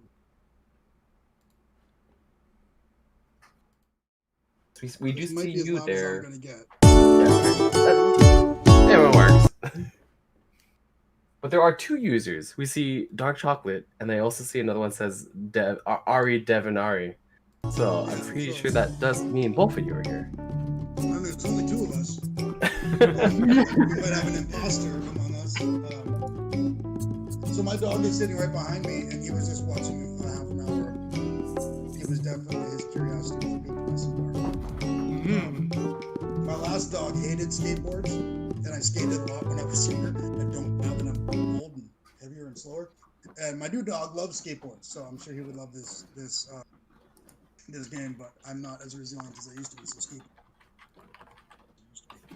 I guess we're getting started on Newt 1, and hopefully Ari will be able to chime in at some point in time. I can set the stage for what the game is. I've been having some really bad lag with Twitch, so I'm not sure what's going on with my website here. It's been... we'll just have to roll with it. If someone wants to give it a shot. Yeah, we do need a player who wants to play Newt 1. I'll play it. Haha. I love Newt 1. It's the enthusiasm. No, that boy. It's quite distinctive. How you doing, Stefan? Oh boy! Don't tell the viewers my name incorrectly. I've never right. Such a thing. It's Dougie Fresh. All right. All of you are terrible. Okay. I'm gonna switch headphones, so maybe I'll be a little bit louder, and I'll be back in just one moment. I've turned Dev up in Discord voice chat, but I'm not sure how much that totally compensates for it. I need to join Icebox, right? Yes. Wait, real quick. Who is that dog? There's a puppy there. Ari, is that your dog? No, it's not mine. It might. Is it Ellen's dogs? No, mine are actually quiet right now. You know what? I don't need to know. I'm happy. I'm happy with the occasional dog bark. I love it. All right. Steven, you should be connected now. Is that correct? I am connected. Yeah, it says the host is doing something else. Oh! Ah! Oh, I gotta press A, bro. Actually, I'm gonna do something real quick, Steven, if you want to just hold up. Yeah. This is just a little bit of behind the scenes business here, but it looks like we have quite a few people in our voice chat lobby. So I'm gonna take this little thing on the stream. Viewers will see what I'm doing. I'm gonna shrink it a bit, just so that there's more room for folks. Sure. All right, one more second, and yeah, it should be all yours. Okay. I think I need somebody to press the keyboard. You folks hear me better now?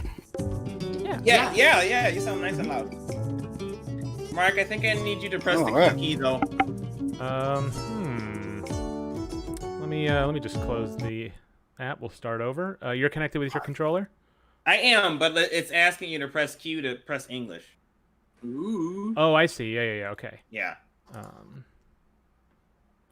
Yeah, and I have not given you keyboard access. So. Yeah, I figured you did want to do that. So if you just press okay, and then I guess S. Yes. Is my controller plugged in? Maybe it's not. It might not be. Yeah. Unknown controller detected. So that's. Oh well. I mean that's good because that's Parsec, right? Oh yeah, it should be.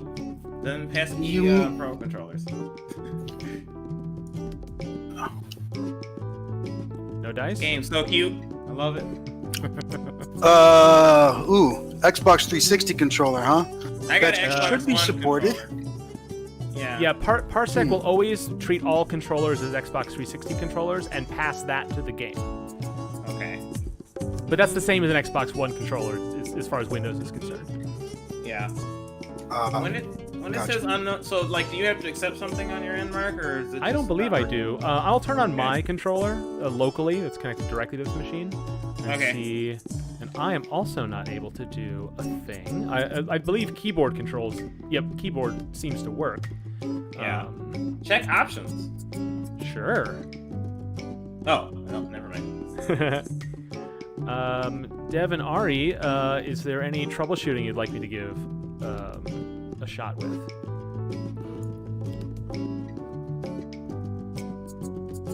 We may have lost both of them.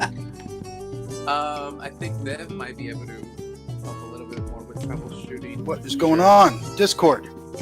Right. I just lost all audio on Discord. I'll be back in a moment. Okay, sure.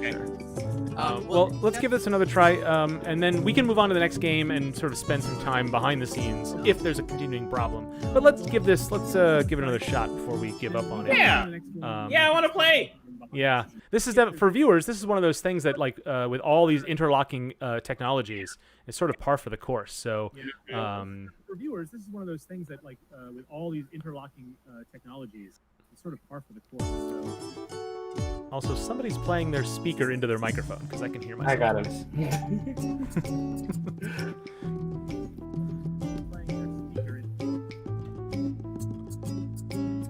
Yeah, it's not. We usually have the controllers plugged in before, like, not that it should matter, because I have had it where the controller is plugged in before or after the game has been right, and it detects pretty quickly. Yeah, that's actually one of those things that, like, Parsec can sometimes get tripped up on. So it might not be any problem with your app, but it might be only happening with your game. It's hard to troubleshoot sometimes. I'm gonna boot Steven off of Parsec and just try with my own controller. And then if that works, then I can play. Otherwise, we can then Steven can join after the fact and see if the game picks up on that. Okay, here we go. So it looks like it understood my controller. So Steven, why don't you make another request to connect, and I will. Here, I'll turn mine off. Okay. And I need to switch over to accept. Controllers are really tricky. Yeah. Like, even with, like, a lot of the things that Rewired and Unity does, it makes it complicated. Yeah. I pressed play.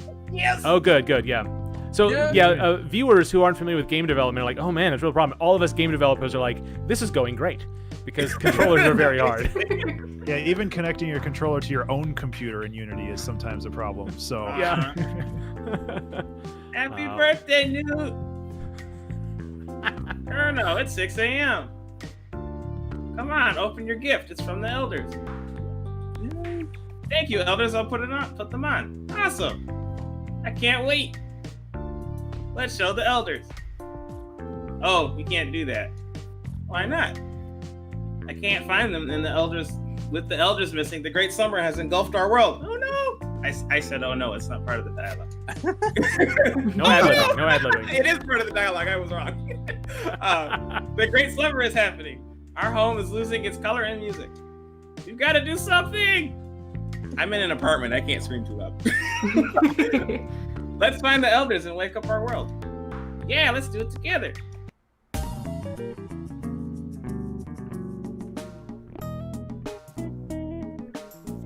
Woo! All right, so we're in. Okay, we got controls. We got hopping. All right, it's happening. It's happening. We can zoom in. Look at this beautiful model. Zoom out. Okay, let's do it. Let's do it. Is Ari still on the stream? Oh yeah. Can you explain how the heck you ended up with a character that looked like that? I still am not sure. Oh, okay. So Newt, it's a little bit of a combination of a sprite character that I saw in Phantom Brave, which is a game from Atlas, Nippon Ichi, that also they make this Gaia. And also some of the colors are borrowed from Orko from Masters of the Universe. And the idea of like kind of like the cloak was also kind of from the character from Journey. So a little bit of a mashup of a bunch of cute little characters. Journey's an enormous influence on this game. My focus as a programmer, more high-level designer guy was really Mario 64 meets Journey and completely non-violent. And Ari managed to figure out how to use what seems like 8 bazillion colors, but is really only like 40, and still have it seem like it's in HDR all the time, even when it's not. Somehow. Oh, 50. I don't have 24. Fun fact, we just released the Newt 1 soundtrack just the other week and didn't really do much press for it, but should probably do that this week. So it's on iTunes and Apple Music and Spotify and I'm sure people use other things. Rhapsody, is that still a thing? I don't know. If so, it's probably on that.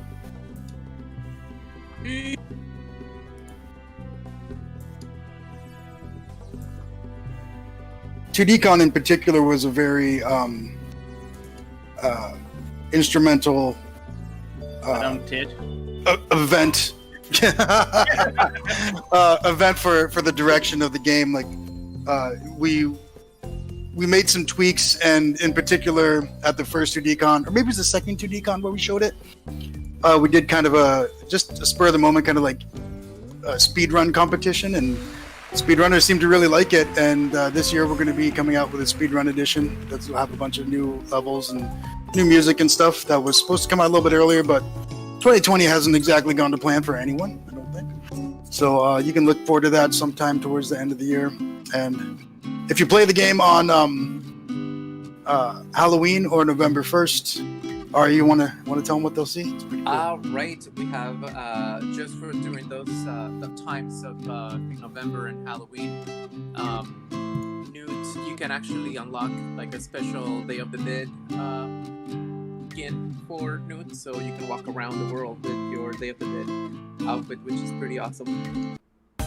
And for the speedrun edition, we are gonna be adding way more color to the levels. So if you thought that these levels had some color, now you're gonna be like twice more. I don't even know how that's possible. I really don't.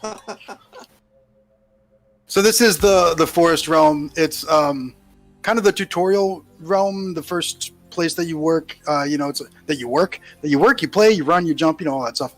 It's all green, and there's the first 4 levels each introduce you to a new mechanic. So you see those wings on the second level. So while you're actually playing through it, you'll have an opportunity to just be able to learn the new mechanics while actually playing the game. That was, and you see, there's not a lot of like language on the screen. There's a lot of just like glyphs that your buddy is talking to you about. We wanted to do that so that we didn't have to deal with a lot of translations. And then we ended up putting the game in 7 languages, and all the cutscenes and everything needed translation. So it ended up being a lot of work, but I think worth it. I'm not sure how many people are playing it in Portuguese right now, but it's nice to have it as an option. Oh, I probably should have mentioned that it's available on, for Mac and PC on Steam and itch, and also on PlayStation 4 and Xbox One and Switch. Wow, that rhymed. Huh. Well done. Yeah, so it does. So like the nerdiest, freestyle rap, freestyle rap you've ever heard. It's available now on Steam and itch, PlayStation 4, Xbox One, and Switch. It was pretty terrible. You're bringing us all back to simpler times, though. Yeah. That was kind of one of the ideas of the game, was for it to feel retro but not be lo-fi. Like a lot of indie games in particular go for very lo-fi looks, and not really in our area though. Honestly, someone said earlier like Minnesota has a style, but definitely like I don't see a lot of like pixel art side scrollers here. Like Steven, I believe in you. You can do it. Yeah. Can do this. Oh crap! Yeah. I did it. Oh. Oh, y'all are looking at the screen, right? Yeah. I was trying to figure out how to. I've got to share their screen on Discord. I was trying to figure out how to cast it, but it wasn't showing up. There you go. Nice. Oh, here we go. Oh, this brings back so many memories. Yeah. So fun fact, very early on, this game was going to be a hardcore 3D platformer where it was really difficult. You had limited lives, and as soon as you ran out of lives, you had to like completely restart the whole game, like no hand holding. And we went the exact opposite direction of there are no deaths. You can't even die. You get tries is how we kind of rebranded it. So what I love about it, you guys releasing the like speedrun edition, is that is your hardcore audience right there. Yeah, like, you don't have any hardcore mechanics for it to be hardcore. It should be. I like things to be simple and kind of self-explanatory, and one of the first mechanics, which was at the very beginning of the game, was this concept of bringing light or like color and music to the world. And we didn't realize it until after I started building levels. It was like, oh, just if you're confused, just look for the gray stuff, and you have a sense of where to go. And it starts, as the levels progress and the backgrounds get more colorful and everything, the gray stuff starts to pop out a little bit more. So as you need the help, as you need more breadcrumbs, they're a little bit easier to see because you can just kind of look around in the world and see where the gray is. So a lot of like weird little emergent design happened while we were making it too. Color change. I can switch it. And originally, the game was very unforgiving. I think the first time we tested some of the levels, one of our trusted friends, he's like, I had to rage quit this thing because it was horrible. So we toned down a lot of the difficulty and the hardcoreness of the levels in the game. But I think with the Speedrunner Edition, we'll be able to bring a little bit of that difficulty back up again. Not to be frustrating, but just to do all the things that we couldn't do too freely on the original levels that we have here. So that should be kind of fun to experiment with those. It's fun. Oh, nice. Did you get it? Did you get it? Nice. Okay. We're 5 seconds behind on the stream, so it's hard to tell what you're reacting to. Well, just kind of chilling out here so we could jam to the music. Well, if you want to jam to the music, go ahead. No, I was gonna say if you want to jam to the music, it's all I probably should have mentioned that the soundtrack is full. Like in the game, they're like 40-second loops, but they're like full songs with new parts, and I even have some friends guest. There's some guest saxophone and piano and stuff like that on the soundtrack. So Yeah, and I've actually been sitting on the soundtrack for like 2 years, and we first made it available when we were part of the Humble Fight for Racial Justice bundle a couple months ago after everything happened up here with George Floyd. We're very happy to be part of that, especially as our publisher reminded us, you're a couple people of color who are living in Minnesota. It seems like you should be involved with this. He's like, that's true. So we first made it available for that, kind of exclusively for that, and now it's available for the public. But yeah, this is also a game that we spent, I think, 5 years on, from the start until actual like console launch, and that was a huge. It's nowhere near the same game that it was when we started. It's wild how like different your game ends up being. Yeah, even like 3 months ago, like a game you're developing can be vastly different from what it was before. And there's, I mean, Ari is on the call, and Ari is legitimately one of my absolute favorite people on the planet, and I love him like a family member, and I trust him in a way that I don't most people, or pretty much anybody, honestly.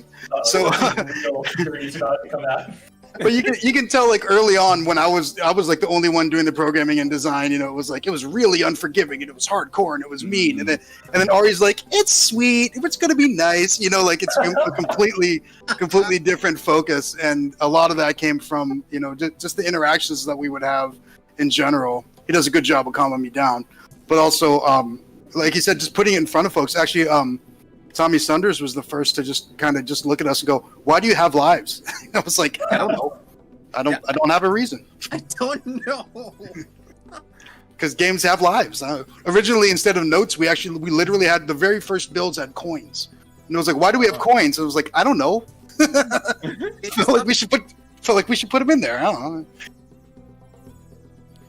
Hey, you mentioned the itch bundle for racial justice, and every game so far that has been released that we've been showing tonight, all of those are in the itch racial justice bundle, as well as a couple of other Minneapolis 2D Con alums like Joggernauts and Verdant Skies. So if you got in on that bundle a couple of months ago, dear viewer, you already own a lot of these games from Minneapolis developers. And we're all very proud to be part of that. That's absolutely true. And just a quick clarification: we actually weren't in the itch one. We were in the Humble bundle, the Humble Fight for Racial Justice. Right. Yeah, that one came out a little bit later, and I think I don't know, did it make even more money? Like, incredible. Like, it was one of those things where it was honoring to be like part of it, and it made more money than I'm ever going to see. And we were in it with like System Shock and NBA 2K20. Just like it was such a cool thing to be a part of, and such a really excellent time to be able to do with what it is that we do as indie developers. To be able to contribute in any way, shape, or form was really meaningful. Like, it was an opportunity that I didn't know that I was ever going to be able to have doing this as an avocation, really. Yeah. You feel like what you do for a brief moment and in a small way actually does matter. Yeah, because it's usually so completely disconnected from the outside world. Game development is inherently like kind of internal until you overtly externalize it at an event like 2DCon, and that was a really humbling and amazing thing to see so many different developers and communities kind of come together. It was spectacular. I mean, there's the power of art, right? And that alone, I think people underestimate.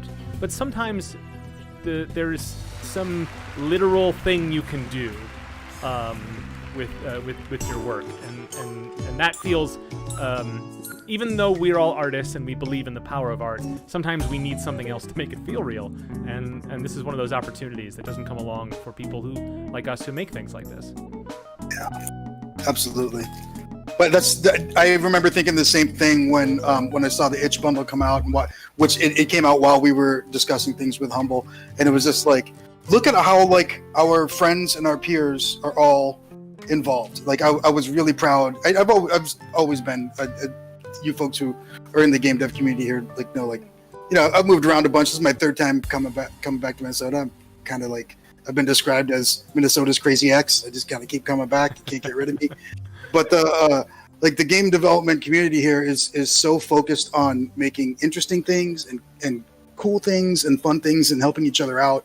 and everywhere else I've lived has been a lot more competitive, and people have been a lot more focused on making like the next big thing, not the next great thing. You know, if that makes sense. And so it wasn't a surprise to see that everyone was as involved as they could be, but it was very touching. It made me even more proud to be part of the little community that we got. Yeah. I love getting the wand. Yeah. It does. It pretty much always feels good. I haven't played this game in a long time. It looks so good too. Like it's mechanically satisfying, but it's just visually satisfying and ultimately emotionally satisfying to see that get that extra power. Yeah. And it freed, I think also for us, once players get the wand, it frees us from the level design that we're using in the earlier levels to a slightly more complex and more elaborate, I guess, path that we can create. Because then you're no longer concerned with like, I have to touch everything individually to wake them up. Right, right.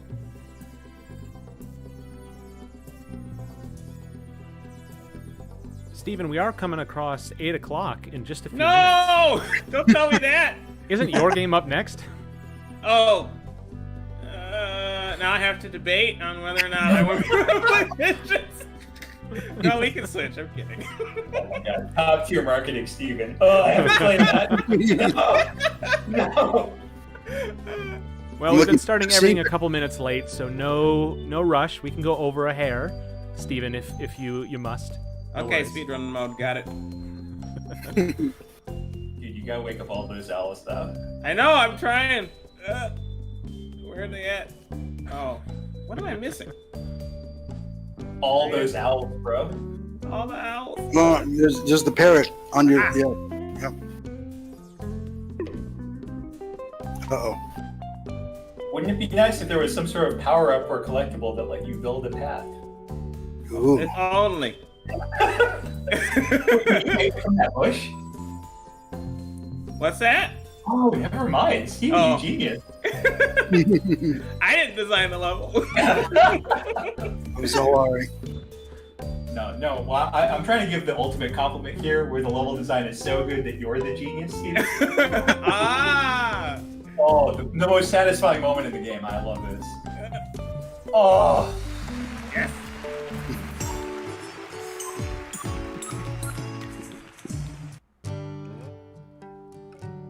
Clouds are so happy. They are very happy. They're proud of you. Aw.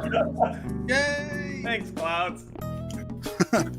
We did one of the things that we did say while we're working on it is that we wanted everything to feel like someone had accidentally poured sugar on top of a cake that you're eating. Yeah. Well, it's 8 on the nose. Steven, you want to poke into the next world and just give it a look-see before we boot you out of this wonderful world? Sounds good. This is a preview, viewers. Praise the owls. I see in the chat. I might make a T-shirt that says "Praise the Owls." That's pretty good. Oh no! See, this was a mistake, Mark. This is a good one to tease because it shows that the game gets more kinetic, and I think that Dev, you were talking about this sort of like simplicity, but it can have a lot of like interrelating depth, right? And you can start to see that being played out in this level. This is the first kind of like level where you're like, oh, where do I go? Yeah. And the like going towards the gray really helps. But this was a perfect example of a visual thing where Ari was like, can you make the things all kind of move, but not when you're close to them? And I was like, I don't know. Why are you making me think about this? And then like a couple days later, you would always come at me with some kind of weird challenge that I wouldn't know how to do and then have fun with it. And Yeah. It was great. Thank you, folks, for playing. It was really great to see. Thank you so much. Well, hey, it is now time for Vengeance, which means we need up to 4 players. Preferably not the death. Just, we play it a lot. Wow. I'm definitely interested in playing some Vengeance, so. All right. Oh, yeah, I want in. I will play as well, just to lighten the load on my uplink by 1/4. So why don't the other 3 folks who are interested, the first who can send me requests I will accept them, and once we've got our 3 other players, we can get started. I see 2 IG. Okay, I think this is the right one. Mark, is it possible for you to stream Parsec or the game through here so we can watch it live? No, because then I would be doing another uplink stream, and I'm already doing. So it would be 4 of best them. if one of the others, like Peter, were to stream it for us. Okay, I Can tried do. and it wouldn't work for me. Yeah. See if you can get it to work. Yeah, listeners may have caught on that the person playing and me are the only 2 people who see a live view, or 3 milliseconds live view of the game. Everybody else is a couple seconds behind because they're all watching on the stream. So I'm not seeing that delay personally because I'm looking right at the game running on my machine, so I don't know how bad it is. But if you guys want to figure out how to stream separately into the voice chat so you can whoop and holler at the exact right moments, good on you. Whoop and holler. We've got 2 players in. Still waiting for another. Oh. Gonna get that beautiful Vengeance action going. Well, right now I can join as a 3rd. Yeah. I had a little lag last time, but that's okay. I'll connect in. Wait, Charles. What? You should play. Me? Too late. The beautiful thing about Vengeance is it's 4-player. Yes. All right, I guess I'm playing. Unless, Ben, you're offended by the idea of playing with Charles. I can totally understand that. I get it. Oh, we need you the think Devin Color the game Jumper to is a win. bad game. Yeah. yeah, I do. All right, Charles, if you want to join as the 4th, go ahead and All make right. that request. There you are. I'll accept you. Everyone should have access now, and I will load up Fingens.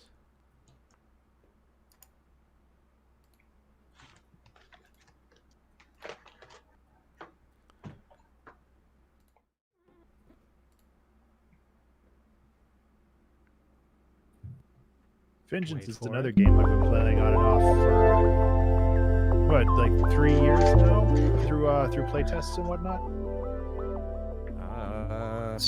That seems conservative. Yeah, at least that long. Very good. Easily been 4 years for me since I first seen Vengeance. Love this game. It's great to see it again. Yeah, especially all of the graphical updates. Always got something new. So with Charles's late entry to the player pool, No, someone took that my means main. that I am going to be. I'm not playing anymore, so we are streaming 4 out plus the Twitch stream. So this is the ultimate stress test of my setup. So I'm very curious to see how we do. Because we've got other Especially with 4-player that. games as well. We've got Elementals coming up, and tomorrow, my game Okay. Metro Nexus, also 4 players. So we're gonna see if it works. This game is not a low bitrate game either. Exactly. Yeah, we should all be thankful that Astral Gunners is only 2 players.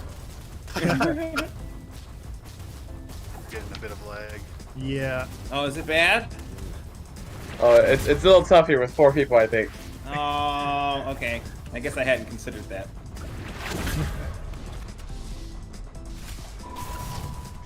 I'm doing my best. I might have to step out because I'm playing this at about like 1 frame a minute. That does seem low. like My 5. internet or not. Yeah, I'm also getting about a little bit right. Yeah. Well, why don't we try something where Maybe I like will a just, 2-player game. Yeah. I am going to lower the resolution and the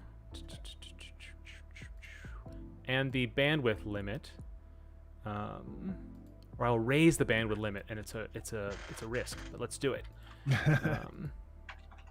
And just see if we can get this, because I would really love to make this still. Yeah, I work. guess us as players don't need to have the high res. Like as long as the high res. Yeah, this is going all up on to my the- end because it's just Yeah. the streams I'm feeding you, and I'm doing 4 of them independently because it's not. This isn't Yeah. a me sending to a server and then you pulling from the server, each of you.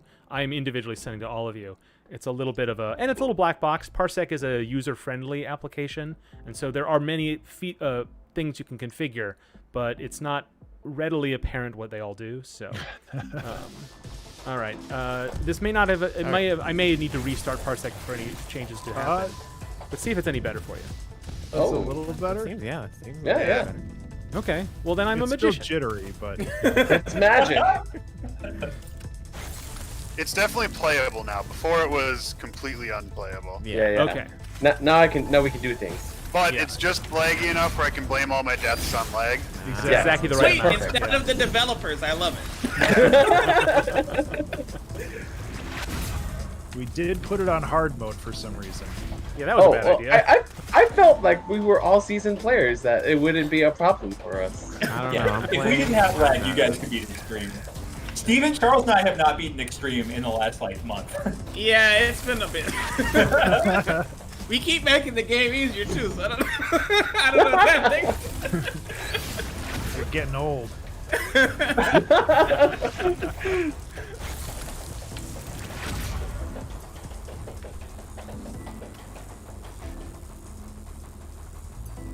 Well, this game has a long development cycle, as the three of you who've worked on it are not shy to admit. But it has been a lot of changes in the past few months. Let's talk a little bit about what you're working on now with it. Oh, for sure. So, I think that the biggest philosophical change is that you just get more efficient. Like, I think all of us have had other gigs in the last couple of years, and we all came back with knowledge that we learned from working on games for other people. Yeah. And one of the things that we learned big time is that there are people out there who have sort of force multipliers that let you get way more play out of the same amount of content. And I think one of the big ones is that you see in a lot of roguelikes at the moment is having better difficulty scaling. So that you will come in at some sort of entry level difficulty, but then the game will sort of coax you into playing a lot more, because you're trying to get all the way to the top. And so that's part of what we've been working on with this. Mm-hmm. Oh man. We also learned a ton about design, and so a lot of the characters just work together way better than they used to. Yeah. The game feels like the best it's ever felt, I think. Especially in terms of the decisions you make during the shop thing, as you'll see once these amazing players get through this level. Yeah, there's I oftentimes now find myself holding the team back because I'm trying to determine what I should pick as an augment. Yeah. And what things to buy and stuff. It feels really good. Cool. So I mean, it feels also thank you to all the playtesters who just sort of whipped through the shop and were like, I don't care, I'll just buy whatever for 4 years. And I think we finally figured out to make it kind of interesting. I will say, having played the other versions and played this one now, I love the shop. Ooh. Yeah, Peter, go into detail. Yeah, so you guys have created each character has their own builds and the diversities that each player choices. I as a playing the healing role, I'm I could grab more damage, or I could grab maybe Battle Frenzy, which means I want to play riskier, but I could also get that extra speed cooldown, which means I could heal everyone better. Yeah. Yeah, those are the decisions that they're all over the shop now, I think, and it feels really good.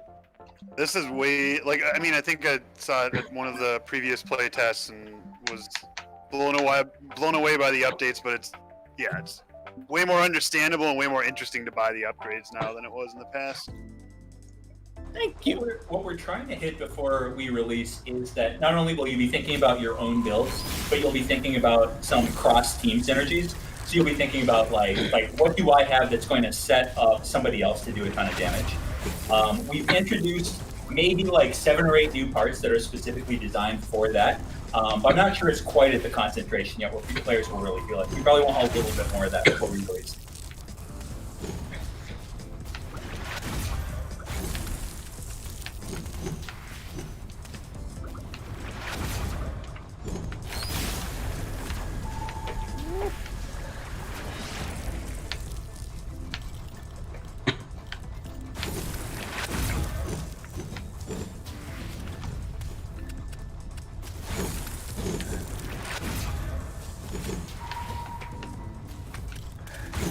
Oh, I hope this explodes on time. So, can you give me a quick rundown of how Dorsa plays? What are my abilities? Because I've only ever played Sparky, and Oh, okay. I'm not realizing I don't know any of the other characters in this game. I know I heal people now. Yeah, so Dorsa's cannon shoots 3 bullets in front, as you can see. Shoots 3 bullets in front of her in a cone.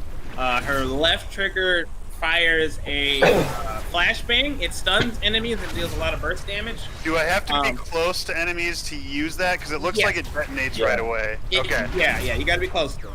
And then the right trigger is the pick rocket. It's like pickpocket, but it's a fun. It shoots like pickpocket, but it's a fun. Yep. That's how we name everything. This is unlock after all. It's fine. Yeah. But when you hit enemies, it steals their health, so it deals damage to them, and it absorbs that health, and it gets sent to and heals your allies. And the more enemies you hit with it, the more you will heal your teammates. I'm the healer this game. Okay, that's a really cool design for that. Yeah, that's one thing I really like. Like, I think I've said this before, but I didn't go into detail about this. You guys make a lot of things that don't usually work in shmups work in a shmup, which I think is really cool. Oh my God, Bones, you are incredible. I don't know who you are. Nice work. Thank you. I got so nervous. I stopped talking. I was like, all right, just do this. Yeah, I was just glued to what you were doing. That was amazing. Yeah, that was great.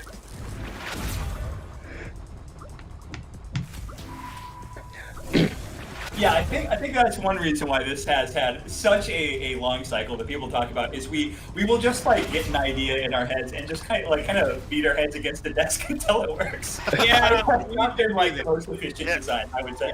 I can't think of any other game like this that has like a healer support class. Like that's Well, what made me like love this and really feel like I had to keep working on it is, and by the way, Astro Gunners has a great version of this as well. But just realizing how well tanks work in the shoot 'em up space.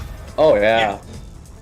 Yeah, that was at least on our side. That was completely unintentional of how like that works out in 2-player. Yeah. I will say like a strong proponent of like MOBAs and stuff like that and MMOs like. This game just feels like that MMO. Like each player has that role. Because that's absolutely what I had in my mind. Like the like cool five-player raids in World of Warcraft. Well, I think, what I wanted to do. especially with multiplayer games, like if you're squatting up with a group of like 4 people, everyone kind of wants to know what their objective and like role to the team is. Like someone wants to be the person who's killing all the enemies. Someone wants to be. Oh, sorry, that's so close.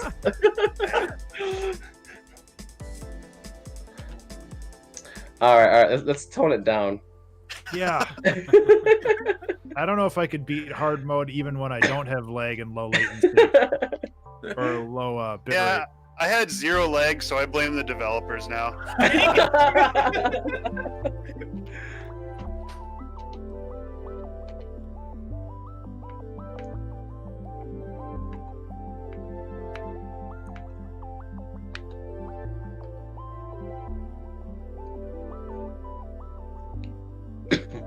Are you guys thinking on adding more characters? So I would say yes, but Mark would immediately crash the stream if I said that. Yeah, please, please, don't make me start yelling. Yeah, so like that is something I would love to do. Like my dream is that we put this out and we find a little audience for the game that's very excited to play and follow some updates. And if that were to happen, if we had like people who paid attention to the game week after week, I would love to add another character or 2. At the moment, the thing that I'm most excited about is sort of taking some of the existing concepts that we have for identities here and adding more depth to each of them. I would personally rather have like 8 or 9 characters that had a huge amount of different options for them than having a like 20 characters that have them like all basically be like one-trick ponies. Right. So, but yeah, we have a few other designs. I really would love to get an octopus character into the game. And I think that my favorite design that I keep trying to sneak in, but they keep wisely making me take out, is a character named Marlin, who is a wizard and that has like a little deck building mechanic. What? Oh, come on, dude! I want that. You serious? Maybe you should develop a force feeder. Are you serious? Because I will. Don't do that to me. Can you make the octopus the wizard? I think you just combine both of those There, together. exactly. The problem is, I have a name that I am married to. The wizard has to be named Marlin. That's fine. Yeah, it could fair. still be an octopus. Oh yeah, no, absolutely. Oh, but it's a fish. I know, no, that's the pun. You see? You go up on that. All right. So I'm gonna. If you're actually asking me to develop this one, I'd be like, okay, so he's got an octopus has 8 tentacles, right? So he's got eight abilities that rotate on cooldown, and they trigger on left and right. Oh, that's pretty sick. and they just alternate. It's easy. It's not deck building though. But like when you're in the shop, that's where the deck building comes in. You can like, okay, well, let's upgrade this. So you're one. not only retooling the UI, but you're retooling the shop as well. Oh no! Like you only upgrade one of the 8. Also, the important thing is Peter is doing all the work and not us. Oh, see? Oh no! I no. You give me the constraints. I can do this, man. This way. I got this.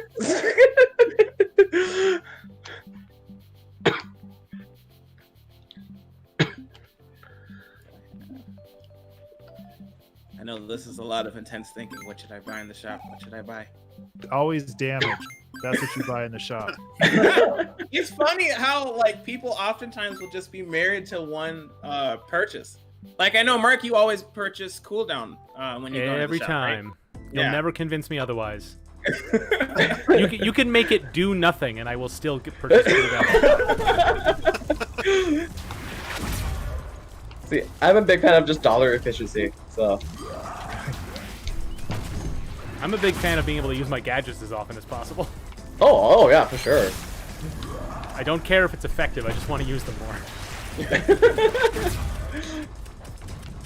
You don't need health, there's nobody around to shoot at you. Yeah. But I will say that, to speak seriously, it does speak to something this game has, which is players like me who are more interested in the moment-to-moment like experience of like this moment's fun, this moment's fun. That's really all I care about. I don't really care about being the best at this game or doing the best configuration. Or I do love the way the team abilities interact. I think that's a huge part of that moment-to-moment joy. But I'm not that invested in like doing the work it requires to suss out what's best. But a player who is, is equally at home in this game. Like it works for both of us, and that's what I really, really love about it. I noticed you added a cooldown to Sparky's teleport. I'm so sorry. I fought That makes for me you. very sad. I fought for you. Like you were the one who made the change. No, again, I fought you. I was there the whole way. To be fair, I think I am the one that kind of found the exploits related to it. Oh yeah. You absolutely were. You absolutely were. This was so much healthier because we were able to like do some special effects onto it. Yeah. Well, the problem was that you had special effects on it already, but you could just trigger them infinitely. I love these like portal segments that you have. What's the actual name for those parts again? Oh, you break open a Doom Vault and then you fight a corrupted cluster. We probably need a name for that. I think that's awesome. Yeah, I think the thing we're looking for right now is basically just like how do you signpost to the user that it is a choice. Like you can choose to not fight those if you want to. Just let them die enough times and they'll figure it out. They'll figure it out. Honestly, that's pretty fair. Yeah, like I think Steven, like in our last like 10 attempts at Extreme, how many of them do you think ended on Doom Vault? 10. Probably. Honestly, I think that is the case. I think one tough buffer killed us at least once. Yeah, oh yeah, okay, that's fair. I think the only real way to like really make sure it's the choice is to actually have a menu pop up, and then that's taking people out of the game, which I don't know. It depends on how much you care about that. I've been pushing against that for a while, but I don't know. We might have to do it. That if you think like making sure that people know it's a choice, I think that's the only real way to actually get that. I don't know. You know, there's something really satisfying about destroying that capsule to open up the corrupted cluster. But another way to do it that just uses the mechanics is to have. That's not good. You can have the you can sort of split the screen down the middle, and if you go up, it's like a nice calm seaweed, and if you go down, it's a bunch of like, ragged coral, and that whichever side of the screen you end up on at some threshold could be what launches it. So it could feel more like a fork in the road. There might even be a way to do it with like a comic book style, like some of the rest of the game has. Like just have like a divider come down and just show like two different possibilities. Yeah, that could be it. Like Star Foxy, or like not Star Foxy, but like choose which path to take. Interesting. Problem is you have 4 players. Who takes the wheel? It's a majority swims. Right, but there's 4 people, so there's even splits there. Yeah. We could make it random if it's evenly split. I wouldn't be opposed to that. I think there's a way that you can make it visually where it's just like if you blow this up, it'll be much more difficult for you. And you kind of already have that, but A little bit, yeah. The characters do like talk about it a little bit, and there's a way to kind of work backwards and figure out why things got hard all of a sudden. Yeah, but it's just like how much do we care about giving people like a very understandable first impression? You could have 2 capsules, and just whichever one you shoot, and so that you have to shoot one to move on. Because one of the things about not destroying the capsule that feels bad is that I don't get to shoot something, which is a thing I always want to do. Right. I mean, seriously, I think players, and that's maybe part of what's good about it. It's the temptation. So you would lose that perhaps, but having a smaller, friendlier bumper car capsule that just moves on to the normal section, or a threatening-looking thing, and then the players can intuit what the difference is. Or the first time they come across it, they have no idea. Maybe that's a learning experience for them that still holds on to that original idea of the sort of unknown of it, which has some value.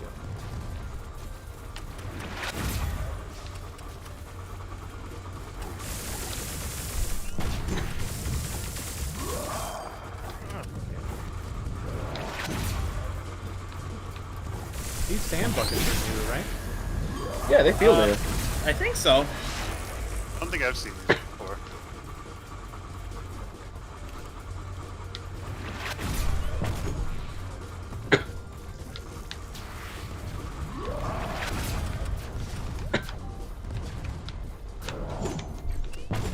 What difficulty is this again? Normal. Okay. Looks like y'all are doing work.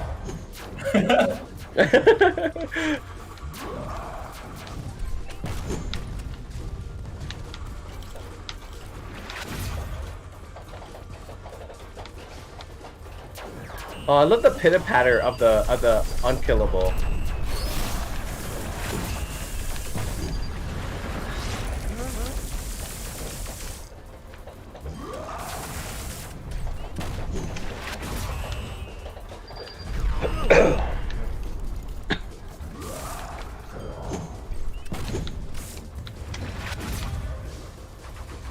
Yeah, does that come across well, like the sound effects when you're like trying to shoot something that can't be shot?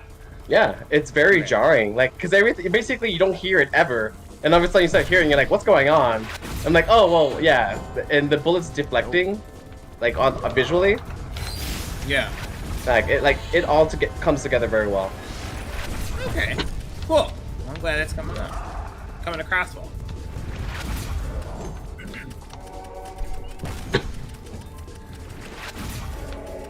As the damage dealer, I feel it's my obligation to say that the tanks aren't doing their jobs. Okay, Ben. I'm also getting hit with some like spikes. Well, don't stand the fire, literally. I am trying my hardest. Also, the damage dealer's job is to get put directly in the line of fire. Jeez, Ben. Call me out. I'm the only tank here. Jeez. Healing.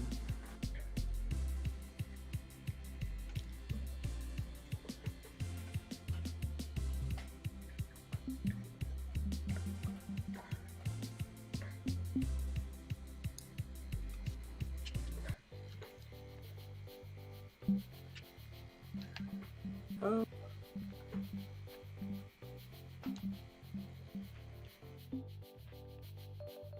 I So love what the exactly encouragement restore of- health after tanking? Is this teleporting instead? Is that a typo? No, it is tanking. So tanking is when you either block damage with shields or block damage with your hull, or I guess take damage. I shouldn't say block damage.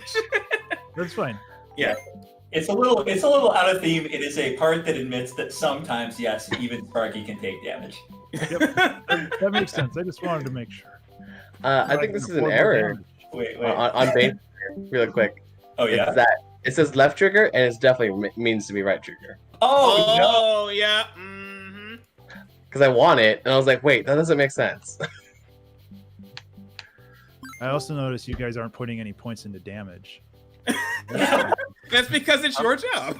I'm just going full survivability so I can keep you alive. Okay. As long this as you is know the basically DPS like is the most a. important role here. That's really the. You would be the Genji spamming I need healing. Yes, exactly. You were the Genji. Also, another grammatical error. It says it should be his restriction. This restriction, not his. Where is that? You are correct. Yes. Under redemption. Oh, yeah. Just catching little things. That's all. No, that's good.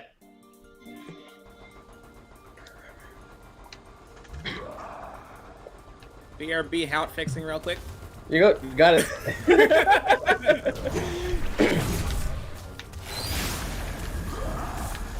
I like this strategy where if Ben dies, the team doesn't do anything for 20 seconds. Going all in. Protect the Sparky. That's our strat. Yep, apparently. I don't know if that's really the best idea. No pressure. You're just the entire team.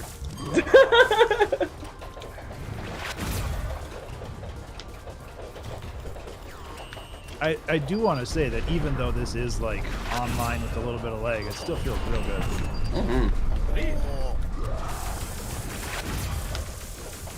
Yeah, I like so hope that Parsec keeps getting better and better, because it's already pretty awesome. It would be lovely to put this out and just advertise, like, do netplay with Parsec, because it's going to be great for you. Because we ain't adding that code at this point. No, I ain't having it. I would love to see Parsec. Parsec has an API, but it's very, very early going.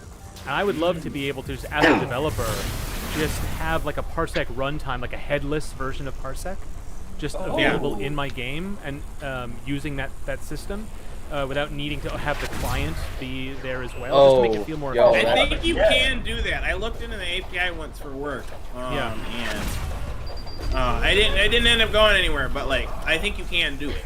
Okay. It just didn't work out for that particular game, but it seemed like there were options and stuff for it.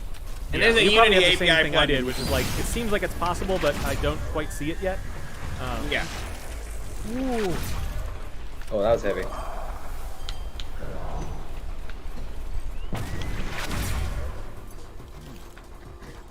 What was the typo at? Oh, under redemption? Redemption. Yep. It says his, that it should just be this. How are you guys managing strings in your game? How are we managing them? Too late like, now, where do they exist? What does this manage you speak of? Yeah. So we got a bunch of like scriptable objects and yes, also sometimes game objects that get Okay. They just have the text in like text areas in like just strings in monobattery. Okay. So scriptable objects is a good step forward, but it's all scattered throughout the project still. Correct. Right? Correct. Okay. Yeah, it just makes it hard to track spelling errors. I mean, forget localization; it makes it kind of difficult. But I mean, having a better system than that is like sometimes you have to analyze the risk reward. Like, it's not always worth it, you know. You know, the number of times where I have thought things where I was like, you know, if I was going to work on this game for another year, I would totally do this nicety feature, and then we worked on it for 5 more years. Yep. So you never know. Well, of course, you know, there's not just spelling errors, but like you guys go in and to make adjustments to the objects that these scriptable objects define. So It's not like just moving all the strings into one place would actually solve your need to you know what I mean? Because that's a big part of how the game is designed. So you're going to be there. So you might be better off than other games with the same problem. Is what I'm getting at. So, to be fair to Elementals, it is a 32. Oh, we passed How many already? should be the final fight here? Yeah. Well, it looks like it's a good ending. You've completed. Yay. There we go. Oh god, that's so much money. Yeah, that's a lot. So before What's we up hand with over that? and get another 4 players, Fingens team, make your pitch. When do you think this game is coming out? Where can people keep up to date on it? What are your final thoughts on it? I have been saying that it's coming out in 2020, but everyone gets a mulligan on It 2020. crossed our mind and other people's potentially that it may not be the best year to release a couch co-op. Yes. So that is in discussion at the moment. But like, yeah, I mean, we're feeling like it's basically done at this point. So getting it out and launched sometime real soon is definitely in the cards. Yes. Cool. And, so And you can follow us on Twitter, where we don't tend to tweet, but we should start doing that more often. And I oftentimes talk about it on our podcast, Nice Games Club. So if you listen to us there, you'll be up to date as well, probably. Yeah, there's your pitch. There you go. Oh, I'm also here. Peter, really quick, where was that other typo at? I gotta fix it. It was. Oh god, what a building. Yes. Must Bones. Banefire. Oh, it was Banefire. Yeah, Yeah, Brainfire. It'd be right trigger, not left trigger. Thank you. You got it. What is your Twitter? It should be yes. Escape Industries. ESC Industries.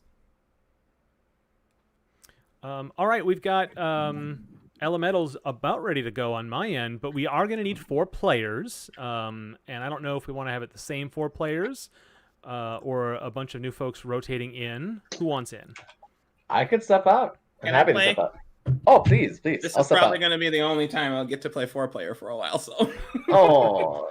I mean, a bummer. And we also have. No, this is great. This is exciting. I'm excited. We also have Ty Burks joining us. Ty, you're a developer on this game. Welcome. Hi, yeah. Hi, how's it going, everybody? Hey. Good. What's up? Yeah, Just, first off, Fingens is looking dope. That looks awesome. Thank you. So yeah, this game looks familiar. Let me get back. So yeah, I wish I could join you, but if there's 4 people ready to go, that'd be awesome. I can jump in as well. I think I'm still connected to the parsec. I am also stepping into the icebox unless somebody else wants to join. Oh, sorry, I can jump off. I sent an invite, but I didn't get accepted. Well, I'll get to it. It's fine. You're doing a bunch of stuff. All right, we've got Sammy, Charles, Lane, and Steven. Does that look like our roster? Oh, yeah. If we want to have everyone here, yeah, then we can do that. All right. Test to see if everyone's controllers are working. Oh man. Yeah, I was Where's my boy?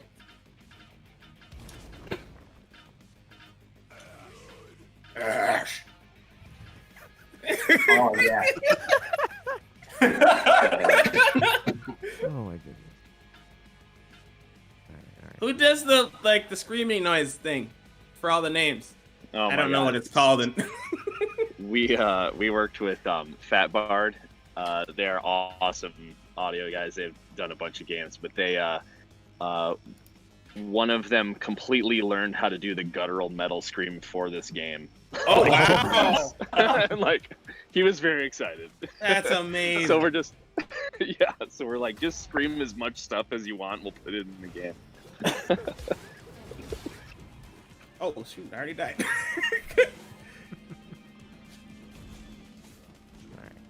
Who is who? I want to know who to root for, and not for nothing, maybe against. I'm Ash. I forgot the name of my guy. Oh, I'm pressing. Okay. I've got a controller with a Nintendo button, so I was technically mashing A. Oh dear. I am the last one on the screen. Wow, no, you did it. Yeah, how about now? Okay, what's up, bro? Kills me. No. Yeah, son. Let's go. Now, Pro controller, don't fail me now. This is really hard.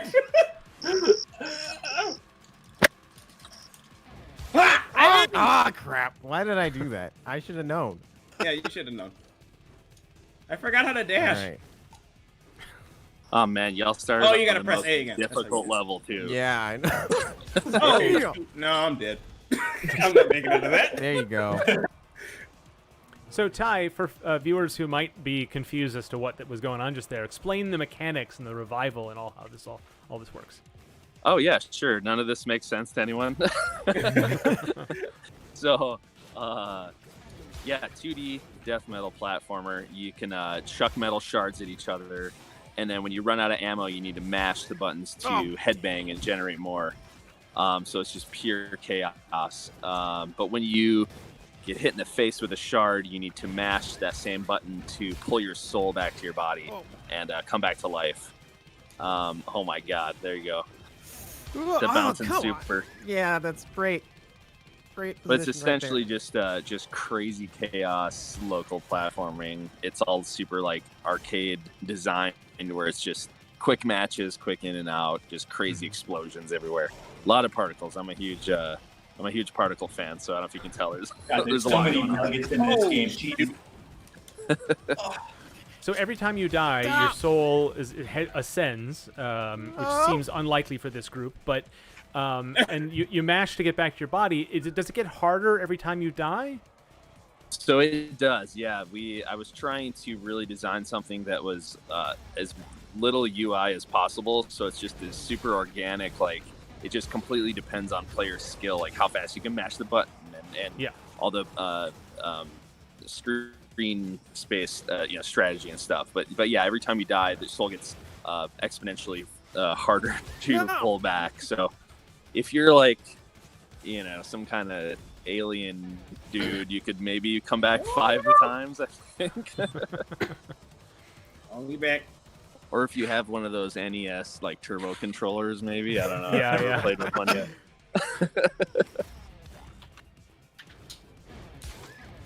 Oh wow! Right in the beginning. Yep. Yeah, I should have warned y'all that the Metal Haven is like the hardest.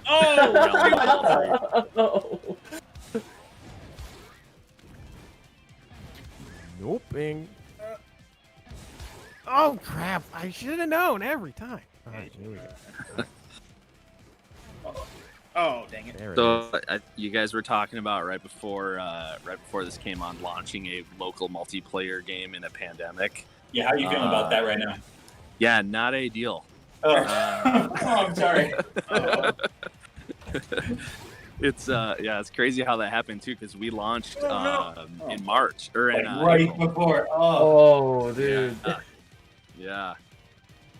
Well, you had made your plans. Some crazy plans for like. It's we kind of rolled with it and stuff, and we you're talking about Parsec, and Steam Remote Play have been huge for our players. Both are just like really cool ways to play kind of online with your friends.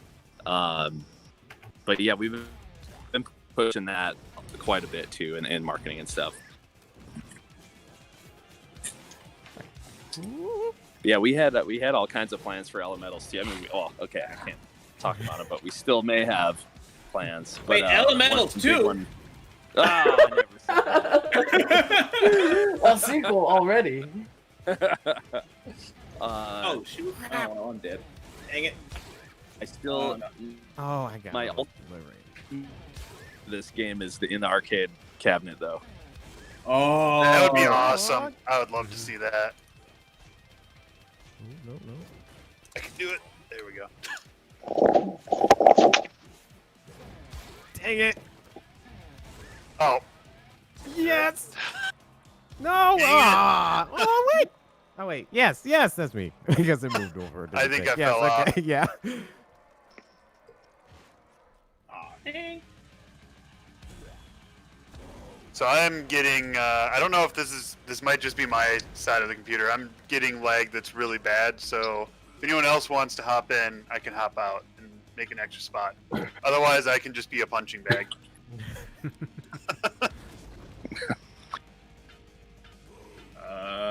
Yeah, Ty, you said you wanted to play, right? I mean, it is your game, but I know. I honestly wish I could. I am unable to be at the computer right now. Oh, all good. No problem. I'll play another round.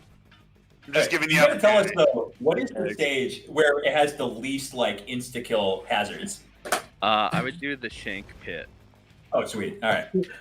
Yeah. You know, the Shank Pit. Yeah. Yeah, the least terrifying. Right, yeah. I think there. Yeah. All right. I'll throw some Easter eggs at you. So every level has a name in this game, and it comes on for about 2 seconds at the bottom corner. And it was probably one of the most fun parts of development, was coming up with the craziest, like, half-joking metal album names for all these levels. Oh, okay, so they're all album names, okay. Or theoretical album names. Yeah, like, based on kind of what the levels are, but it is pretty fun. Yeah, but, like, I get that you would, like, make stage names, but the fact that you went the extra stuff is like, oh, this is a stage name that's actually could be a an album cover. Oh yeah. Oh yeah. Oh shoot! They're all kind of half joking too. I think one of them's called like Sacrificial Sacrifice. Well, this stage was Bleeding Blood. So Oh yeah, Bleeding Blood. So we worked with Fat Bard. They did a crazy soundtrack for this game, and some of the you might not notice because it was like done so well, is all the sound effects are kind of delayed so that they are on the beat of the music as well. What? So, like, the whole game is just like this ongoing dynamic like soundscape. It's pretty cool.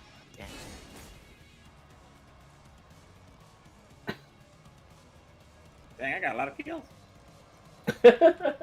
All those kills on the end screen are color coded to who you killed to. Oh, okay, that makes a lot of sense. Yeah. Welcome to the Cradle of Dust.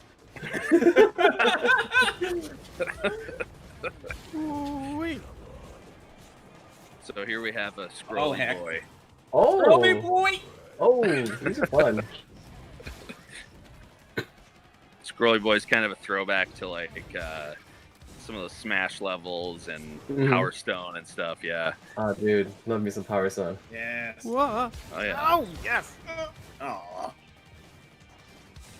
Yeah, I think there's a point in development. I mean, we worked on this game for, well, I should say I worked on this game for like 5 years, but it was on and off, you know, and it went through a lot of iterations. But I think at some point, I was trying to create something that was like so thought out and so like, you know, like Towerfall is so like perfect, I guess. And I was trying to create something that was so just organically ridiculous, I guess. And once I started just being like accepting the chaos, I guess, the game went a lot smoother. Just being like, all right, the explosions are going to be this big, and that, you know, like just kind of leaning into that.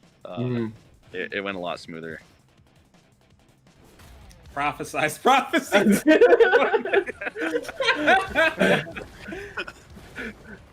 Like you said, you got to lean into it, man.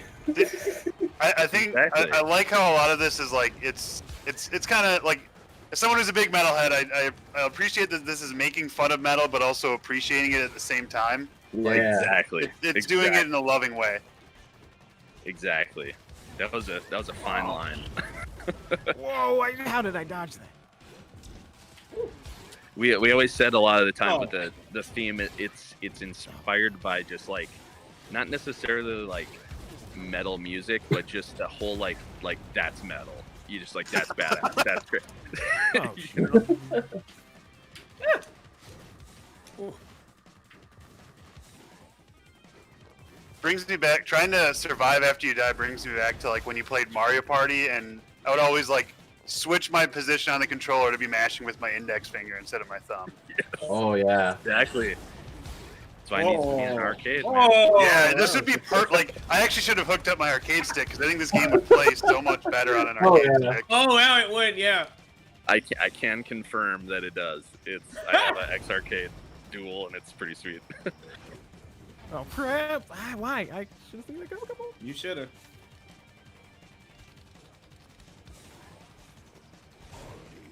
Maybe that's what we'll demo on next time. There's a in-person thing. We'll bring the full stick setup. Oh heck yeah, dude.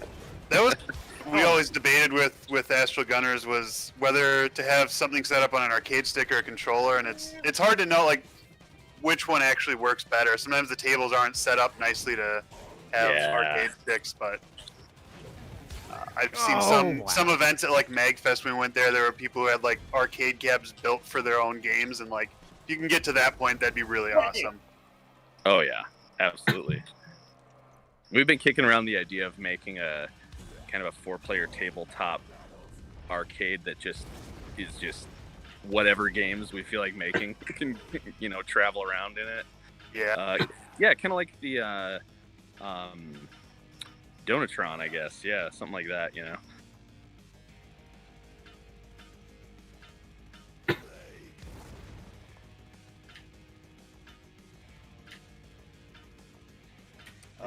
Do a ritual one. I think we haven't done that one yet. Yeah. Oh, there's lava. Oh, we've made it. There is lava. There's a lot of lava. I like how you think Someone you're in also has more danger now than before. Oh my god. This is the home of the vertically scrolling levels too. So good luck. Oh, you monster. Oh, I dodged that. Okay. We're good. Oh, shoot. What is that? Ah! Oh, that would have killed me. Oh, no. Woo.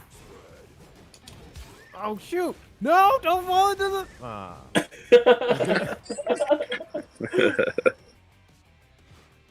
Oh. Internal portal.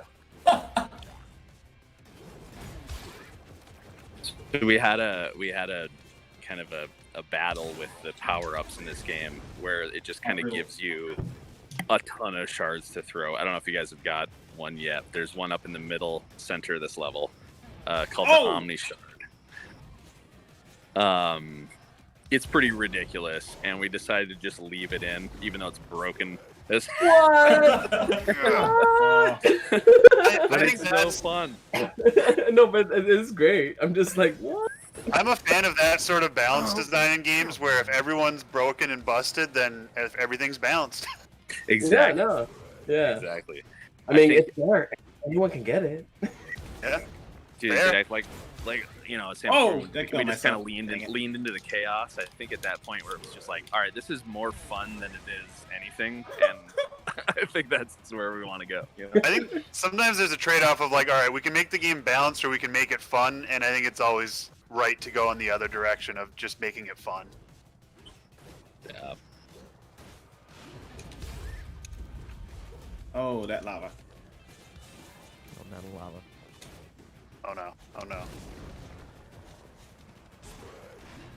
Spread. Oh, heck! Yeah. I can't do the guttural scream. It hurts my throat. That was actually impressive. Thanks. Crap. How did I do that? We live in fragile foundation. What? Yeah, there's no floor. But the foundation's not supposed to be fragile.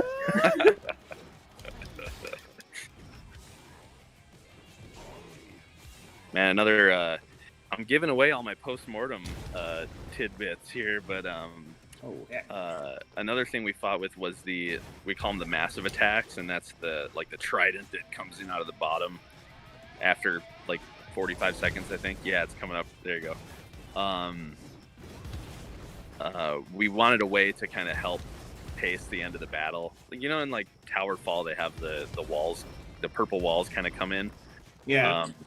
We wanted something that just hit a little harder, maybe.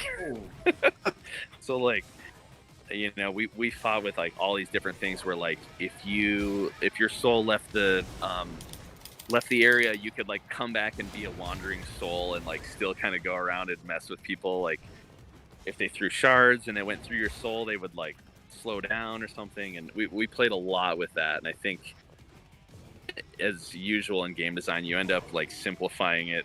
You go as detailed, you know, you go down this road of like super, like all these crazy ideas, and you end up just simplifying it back to like what's the most fun thing. Yeah. Yeah. Did you say you call those environmental hazards massive attacks? Yeah. Isn't that the wrong genre? Yeah. It's very not metal. No. Good band, but not metal. It's not. Yeah, I know. It kind of is. That happens a lot in chat, where it's just like the first thing someone says, and it's like, yeah, it gets stuck, and then you realize later, Oh, yeah. like, yeah, this we're not going to tell anyone outside the studio that, right? Yeah. It's something for like the fan wiki when they need like a language to talk to each other about. It's perfect. Yeah. Is there a random option? Well, we're gonna make one up. There we go. Someone pick for me. Okay. All right, yeah. There it is. Cuddle Core Rising. Here we go.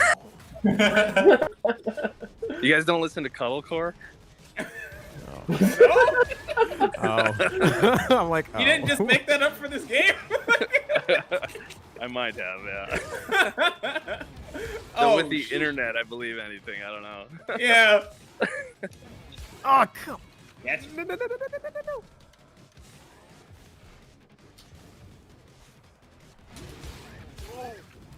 And yeah, That's a dangerous spot. Oh yeah. That's an attack of opportunity right there. Oh, we have a question in chat asking about. Tell us more about Elementals 2. Oh, come on.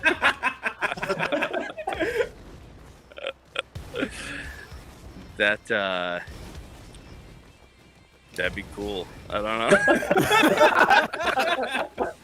man. Come on, yo. Oh, I missed. Okay. No. Oh, man, I was trying to avoid that. Yep. You were. Wow. Oh my, that was very close.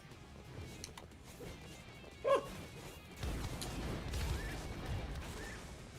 This is one of my this was one of the first levels we ever made, and it made it to the launch. Nice. This is a good level. I like this a lot because, like, if you control the center place, you can have that power up, but like it's easier for you to die up there if you die. So like, yeah. Yeah. Oh no! Ah! That is a strong power up. I feel like the only way I use it too is to just mash it all 3 times in a row too. Oh, absolutely. Basically, yeah. Because it just becomes so daunting and undodgeable. Yep. Oh my. Oh, we're going forward? Okay. Oh. Woo! Good time to be on the left. Oh, shoot. Yeah, I should have seen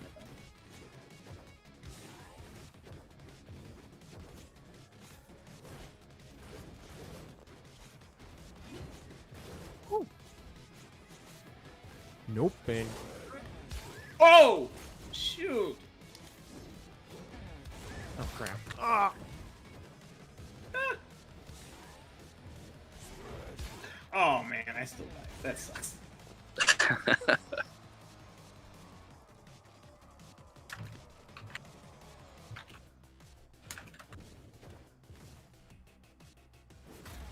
Yeah, if you ever want to just get completely destroyed in this game, you should play our developers. It's even to me, it's terrifying. Oh my goodness, a massive explosion happens? That's yeah. the best. Did you guys do 2 stupors? Yeah, we into did. the- Yeah. Oh, yes. No, I'm out. Sweet. Well, that was It just blows up at the level. This is amazing. Well, it's not bad timing. We're just 2 minutes shy of 9 o'clock. Unless you think you can get a lot more killing done in those 2 minutes. For one more round, probably. We actually probably could do it, yeah.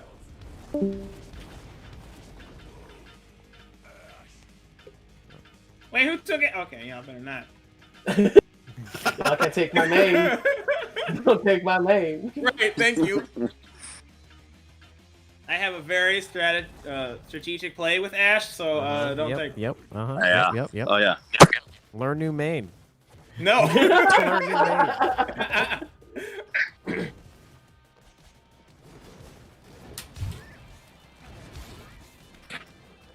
Yeah, it's funny how art and animation, even though they're all the exact same, they feel they feel different. Yeah. Yeah, I was playing this with Charles, and I tried all the other characters. I was like, no, I prefer playing Ash. I just kept playing Ash. Like, it's part aesthetics. Honestly, it's also like color tracking. There's a lot. There's a lot you can listen to it. Wow, that was a waste of the spread. Let's go. Oh no, he's got the spread. I only play as Plague for some reason. The purple. Oh, come on! Oh! Oh no! Ah! Oh well. So close.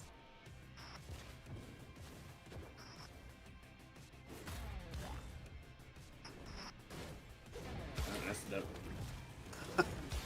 Okay. Ah! Oh, why was I standing next to you? Oh, you better get going. Oh, Yeah, get moving. Hell, I'm dead. So that right there, that's what we call a dunk. My trapped here. Hit I'm over dead, lava, yeah. and you just get Big.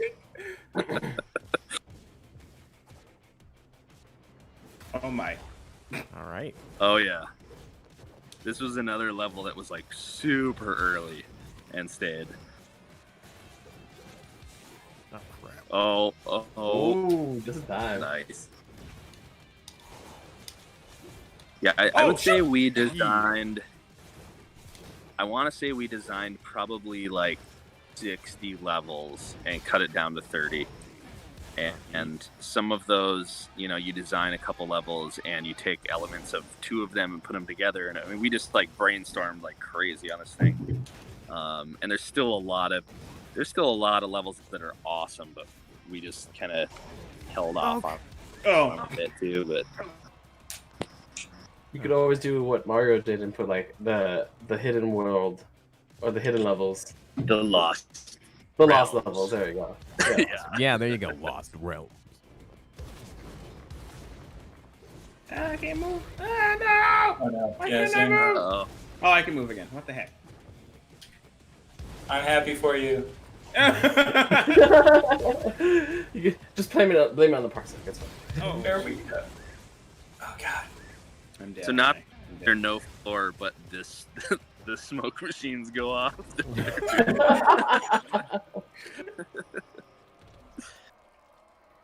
Well, all right. Awesome. That's gonna be the end of this one.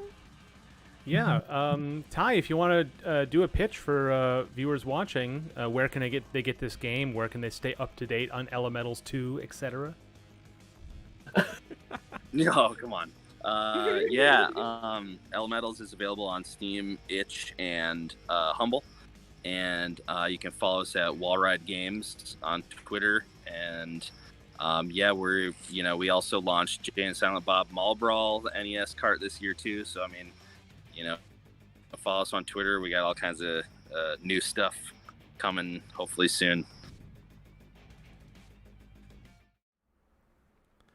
All right, so next up is Astral Gunners, and I know we've got Sammy in chat to walk us through it. It's up to 2 players. Who is in? I will disconnect because I've been in 2 games now. I can play. It's been kind of laggy though. I'm gonna do terribly, I think. Yeah, this might be better to actually just do single player on this one if that helps with the lag, because I can't imagine this is the best game to play through lag. Sammy's like, it's my game. I want it to show well. I mean, it's if we want a second player, they can jump in. But yeah, it's the game is still primarily single player too, so it's not like we're missing out on too much if just one person plays it. Yeah. Steven, I'll play with you, and then we shouldn't have that problem because I'm local. Okay. Sounds good. I'm still in. So let me just get everything set up here.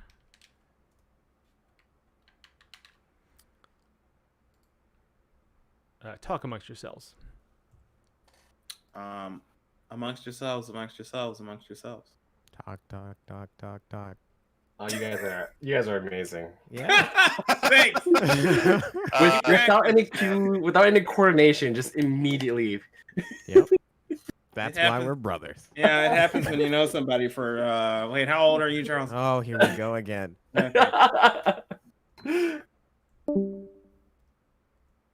And are one of you guys able to stream it in Discord so I can comment?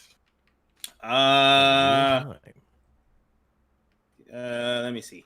I've tried and it wouldn't. Okay, because I'm still seeing Elementals being played on the Twitch channel. I got so my commentary would be very delayed. Did it work? Oh, it looks like we got to the main menu right at the end. Yeah. All right. Yeah, I can see now. Cool. Okay, cool.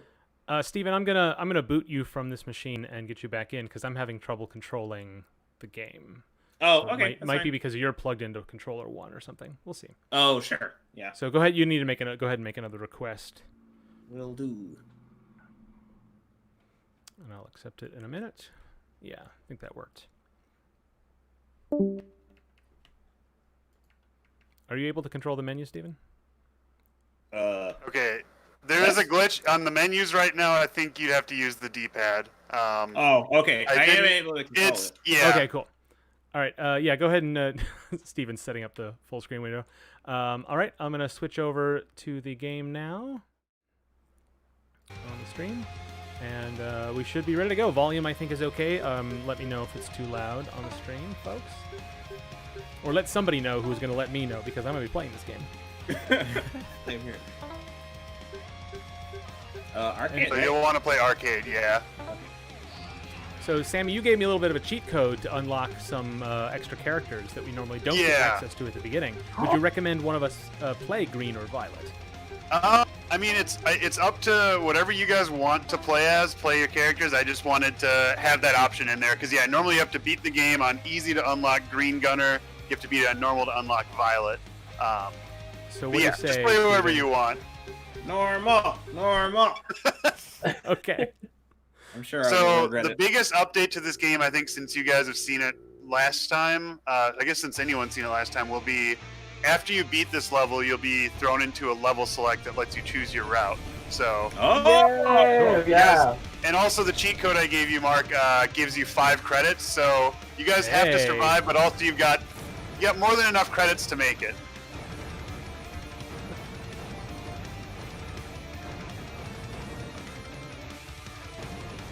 Okay. I'm gonna be focused playing this game. There's a lot of bullets. I don't know if I'll be able to do any complicating. Oh, you're good, man. Okay. I also enjoyed that we had two games with stellar metal soundtracks back to back. I will say. Yeah, it's yeah. Thanks. Oh my! It's.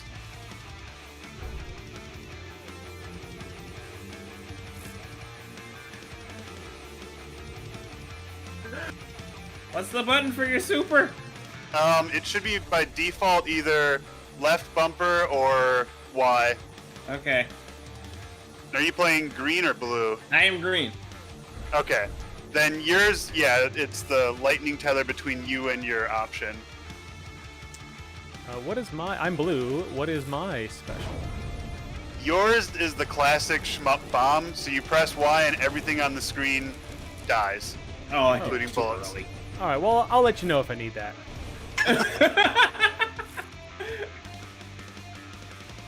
I like the blue character because it has this very powerful weapon, but that I'm very slow when I'm using it. So I just get into position. Anime betrayals. Sorry. And that... we actually... So we made it slow to make him balanced. Just like you just balance the movement speed with the power, but it also makes it feel more powerful while you're moving slower. Yeah. is something we've noticed. Oh. What's nice is there are some sections where there's just tons of bullets that are moving very slowly, and moving as slow as you do when you're firing that actually gives you an advantage. Lets you be a little bit more deliberate.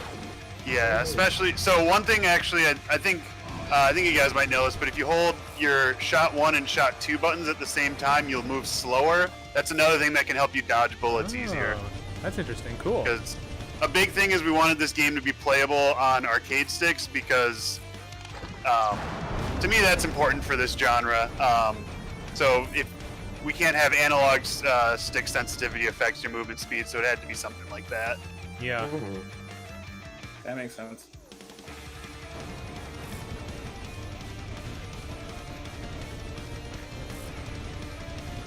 Yeah, man, I've said it before. This game gets me at like the Toho. Oh, what's that? Oh, you guys got to load. Let's go! Look at all the points! So yeah, right now you want to use your shot 1, so the spread shot, and then every single bullet will convert into medals. Oh.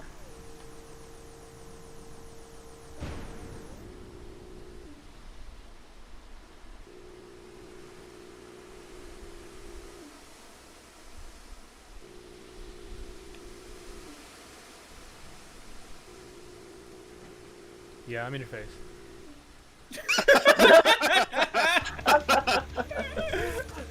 Getting sassy.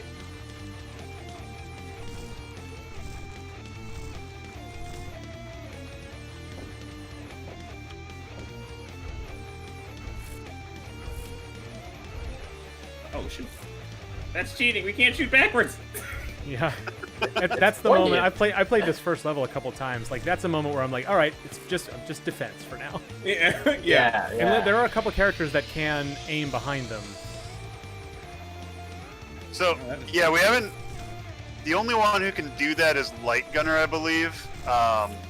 With green, you could set up your option all the way to the left.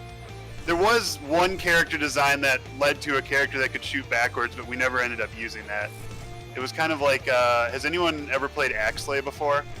I have not. Yeah. Oh, okay. That game has a shot where if you hold down the shoot button, your shot expands all the way to the point where you're shooting behind yourself. I always really liked that and wanted to try and basically find a way to steal that mechanic, but it never really fit in. I think one of the more underrated bullets I've seen really good use for was Cutman's boomerang shot that actually shoots farther behind him than it goes forward. Oh yeah. Yeah, like that was like when I first saw that bullet, I was like, oh, that's a great bullet type. How come people haven't made this one yet? You know, boomerangs never even I've never even thought of that as an option. Yeah, it's such a weird way because like especially like for most standard Toho-ish games, it's basically like horizontal shots or spread. But like having like an arcing shot would be completely bananas. Oh, carry me, Mark. Jeez.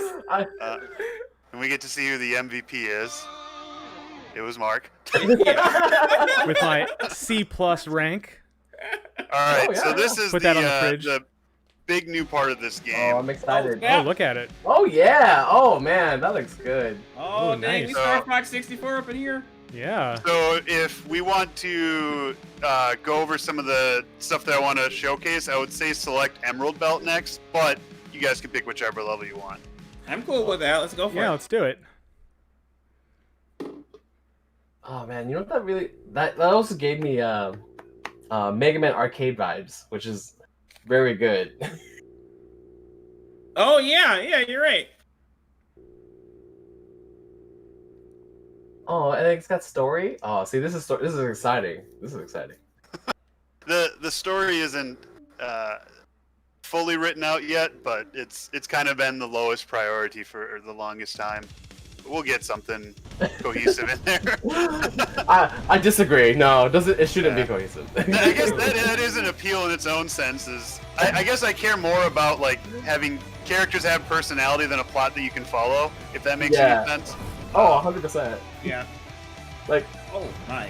Let's be real. Does Star Fox actually have character from Star Fox 64? I don't know. All of his crew members are amazing. Yeah. Is just, Oh yeah. Well, I think that's like Nintendo's approach to main characters, though, is like you just make them as bland as possible so you can insert yourself into them. But that makes them interesting in their own way.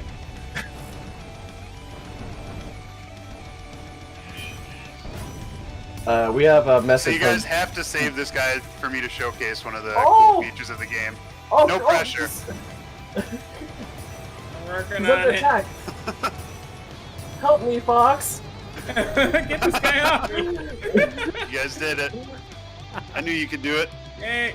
I love the like party on dude dancing they're doing. It's pretty good. Oh, we got an achievement. Let's go. I have a comment from Drunk Luigi that says, "Let me play Castle, you cowards." So that's something I've been surprised. So we threw Castle in just as a character to, like, just he looks really strong and powerful, and then gets destroyed by Dark Gunner to make Dark Gunner seem stronger. And everyone seems to like Castle a lot and wants to play as him. I don't think we could make it work because his hitbox would be super tiny. Ooh. Oh shoot! Oh, no. So a feature I just noticed is that every second or so you can move a little bit when you're dead. You can kind of nudge yourself while you're dead. Yeah, it's pretty cool. Thanks. Yeah, it was super helpful. Just gives you some agency while you're like your compatriot is like busy dodging stuff. You can just slowly make your way towards them. Yeah, it's partly on the person who's died to get themselves into a place where they can be revived. Yeah. Yeah, because that mechanic has been... Doesn't really make it easier, just makes it a better experience. Yeah. That mechanic's something that people seem to like, but there's a lot of moments where it's just impossible to go over to your buddy and revive them because there's so much happening. That is a good game design, because you don't want to make it super easy, but you also want to make it challenging. We do have a lot of moments in each level, though, where you kind of get like intentionally we made it so you have a breather, so you can kind of both recollect yourself and also save your buddies. So this boss, as you're destroying those mines, they'll explode and hit him, and that does damage for later on when you fight him as a boss.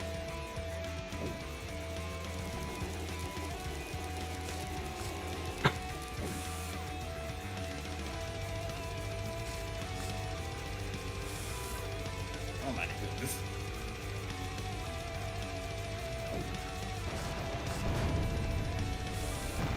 Oh, that big pink wall there.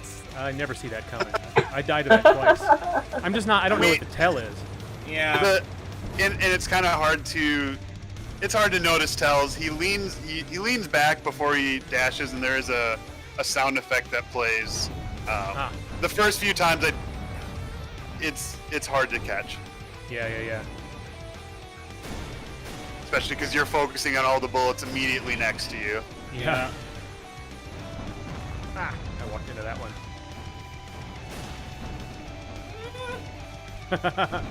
Good save. Thanks. Thank you. What? Oh, I thought that was me. Hey. No, not so dire as that. The easy way to clear this section is to just not shoot at all. Yeah, I was just thinking like we were talking about when we were playing Fingens, that idea of like you just want to shoot everything. Yeah. But sometimes it's smarter not to, and you design for that. Like everyone can figure that out, but that doesn't mean everyone's gonna do it. Yeah, but that part, if you use your special there a lot, you can get a huge score boost as well. Dang it! I knew it. I knew I was supposed to shoot there.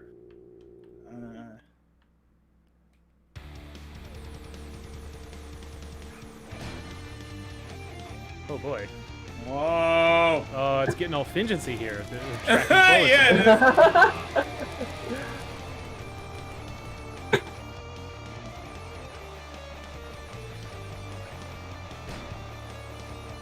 Oh. Got teamwork there.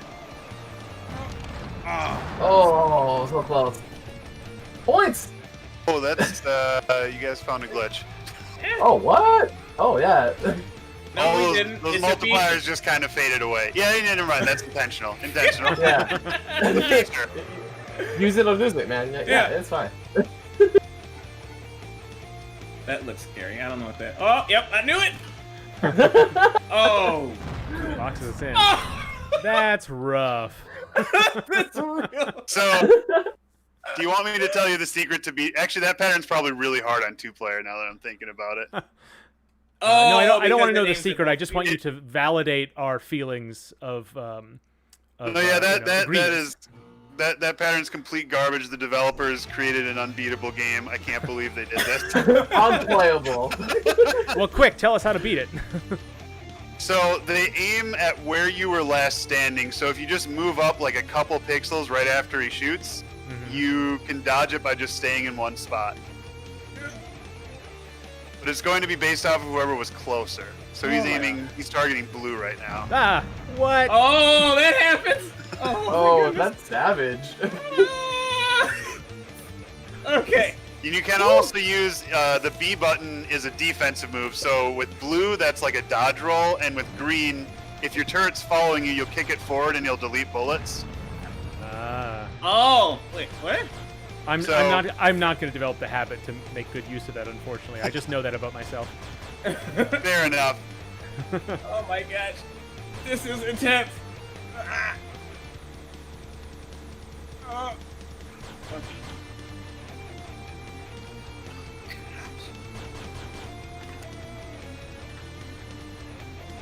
Wow.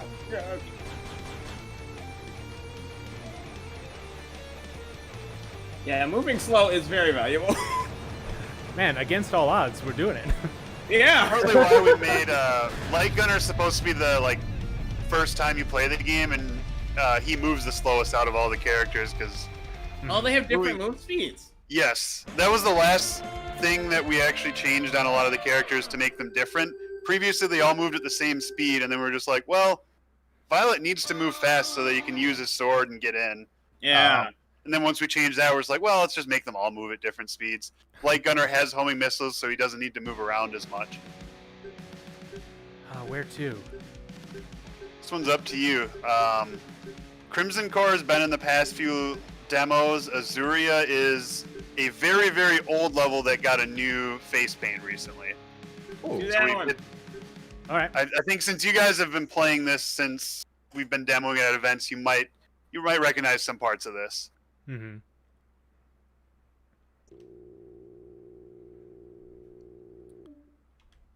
Steven, how's the lag on your end? You seem to be doing well. It but doesn't. also, Yeah, I don't feel it much. I'm keeping up with you, which is probably telling.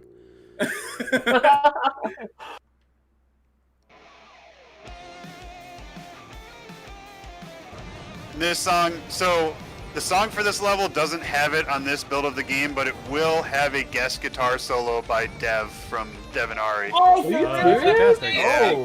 I was hoping that we could get the song mixed before this, but it's trying to make it sound as good as possible. So yeah.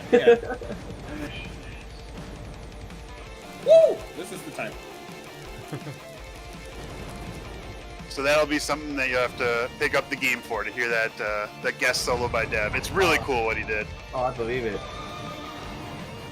So this is one of the new things. Since you saved that guy in the last level, he shows up and helps you. That's great. Oh, that's so good. No, I love it. That gives a lot of utility to the fact that you can do these in any order. Mm-hmm. So that was something I was talking about yesterday. Part of the strategy now in the game is each NPC that you save in a level will show up in the next one, and you have to decide all right, do I want the UFO to show up on Crimson or on Azuria? Which one's more useful?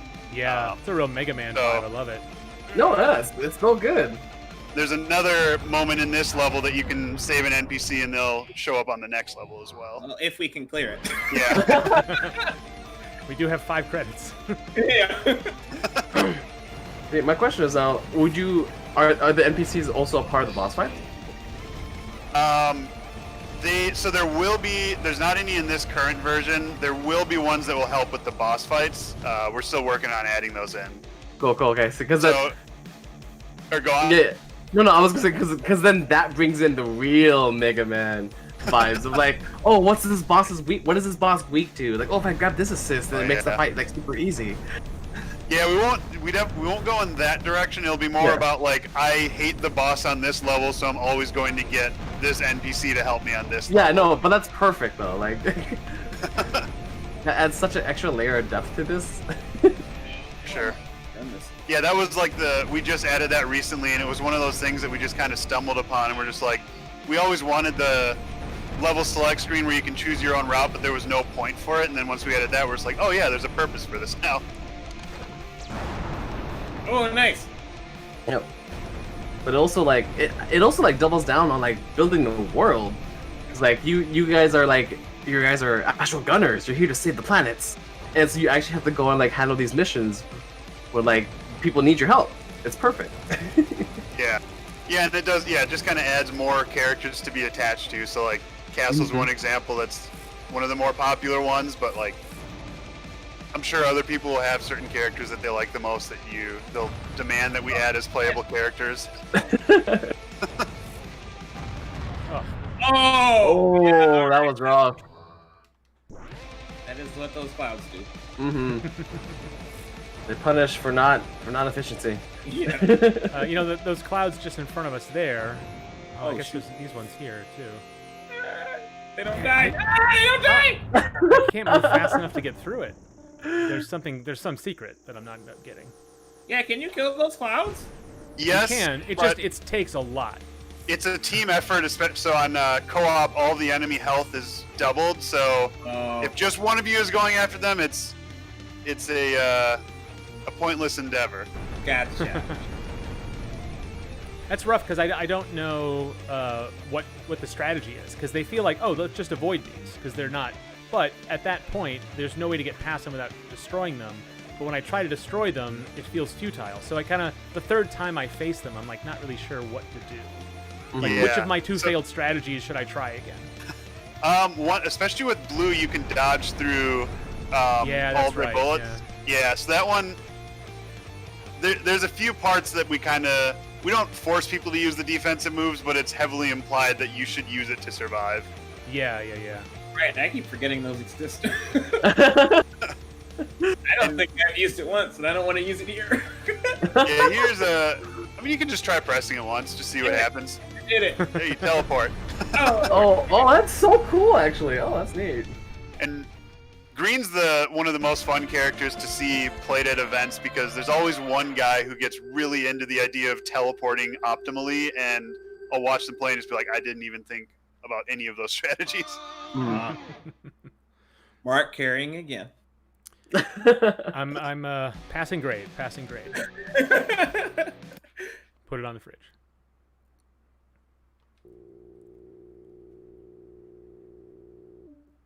So this one, now that you saved the researcher in the previous level, they'll show up and drop a supply box with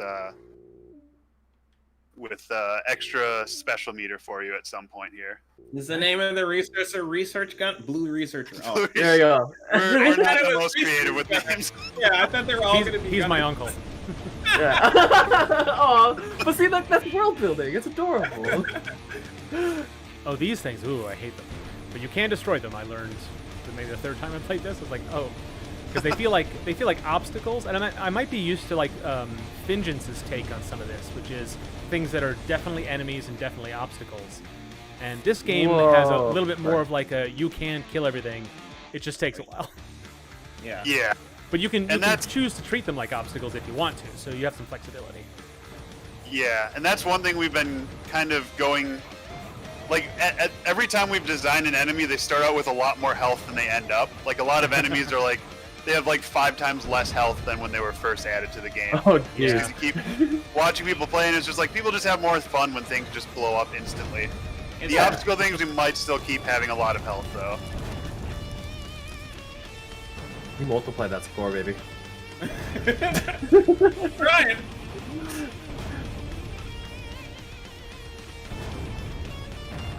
Oh.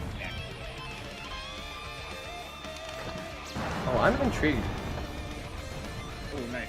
So, Green's Gardener's little option can grab things. Like, it collects things. Yeah. So if you have it in a completely separate, because we used to never actually have that, and yeah, that supply box showed up because you saved the researcher in the previous level. Cool. But yeah, the option never used to actually pick up collectibles for you, so a lot of people realized it was unoptimal to have the option too far away from you because then you'd miss a lot of that. Yep. So we just added that in, and it was another kind of like a minor buff, but actually really changes the play style. Yeah, we got to get. Oh yeah. Like you can use it for heavy utility now. I like it. Yeah. Oh, there's things on the bottom. Okay. Just like this. That was perfect. That was great use. Oh! Just the overload! Oh no! Bad. Well, you had it for a second. Yeah. Oh wow, I literally ran into that enemy. That was bad. That reaction is at least great to hear because we wanted to try and make system overload as hype as possible. It's very hype. Yeah. Like the background stops, it changes. Oh, like the background goes away, it changes color. It spins across. It feels really cool. We kind of wanted it to feel like, you know how in anime when like it cuts to like someone charging up and there's just like the rainbow background and it's I think Dragon Ball Z or like JoJo will do it or stuff like that. We just wanted it to feel like that.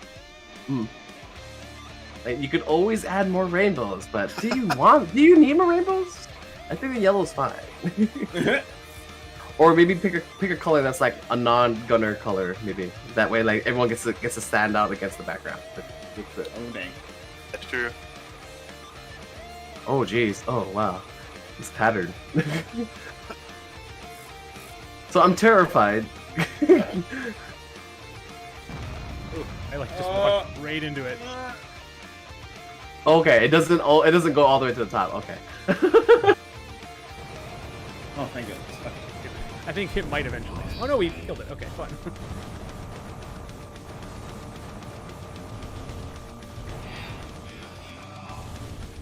So, I think you guys just ran into one of the hidden scoring mechanics, or there'll be silver, gold, and platinum UFOs that show up if you kill enemy waves quick enough.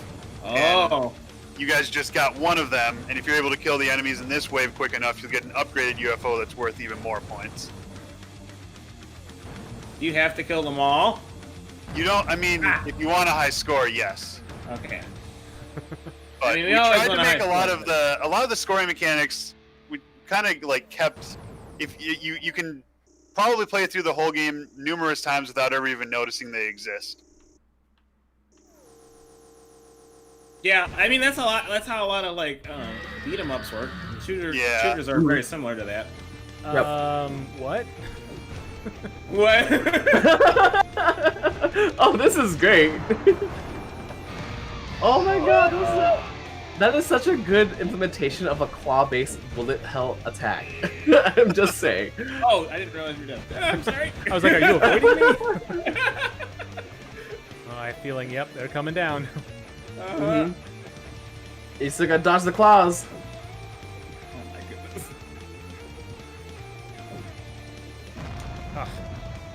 Oh.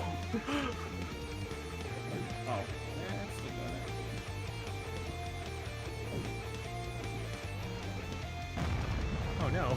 Oh god, such good use of. This is the first time I've seen Green Gunner. I'm like, oh god, he's so good. Green Gunner's the best. Green Gunner's probably the least popular character in the game, but the people who like Green Gunner really, really like Green Gunner. Like they'll find Green Gunner and just be like, yeah, this is the only character I'm gonna play for the rest of forever. Just like me and Ash. I can't get to you yet. Okay. I'm really having trouble with this sequence. Shoot! Oh, I got you! Oh, you got it just in All time. right. Oh, the clutch. This part also used to be way harder, but we toned it down recently because I don't believe you. commentary. Trust me, it used to be about like twice as hard. Okay. So I don't know, maybe it's still got to be toned down a little bit. Yeah, maybe a little. Dude, I think I got thrown off by the glow on those bullets. I was like, oh, I think I'm playing Hyperdot. I mean, it is 9:31. Oh, is it? Oh, well, we're almost done. I think. Yeah. Finish up the boss. I'd like to see his other attack patterns. I was. Come yeah, on! I got pinned. Go down, go down, go down, go down, go down. Oh my goodness. Ah! Oh, thank goodness. One more level left that's like a minute long. We can call it here if you want, or finishing Well, it's out the end of the run. night, and so we can go to Hyperdot next, but we can also play Hyperdot for 6 hours. So, Charles, if you don't mind. Yeah, go ahead. Cool. I did it! I'm MVP. Oh, MVP! I mean, it's no C+, but it's okay. So in the final version of the game, this is going to be a bonus level that's unlocked by achieving a high enough score. So you might miss it, but for right now, since we don't have the final level, on the early access build, this is the final level of the game. Cool. Hyper to space. Ooh. Whoa. Oh my Okay. So this is us just going as far as possible with littering the screen with collectibles and bullets. Mainly bullets. Are those enemies? Those are enemies, right? Yeah. I Okay. think.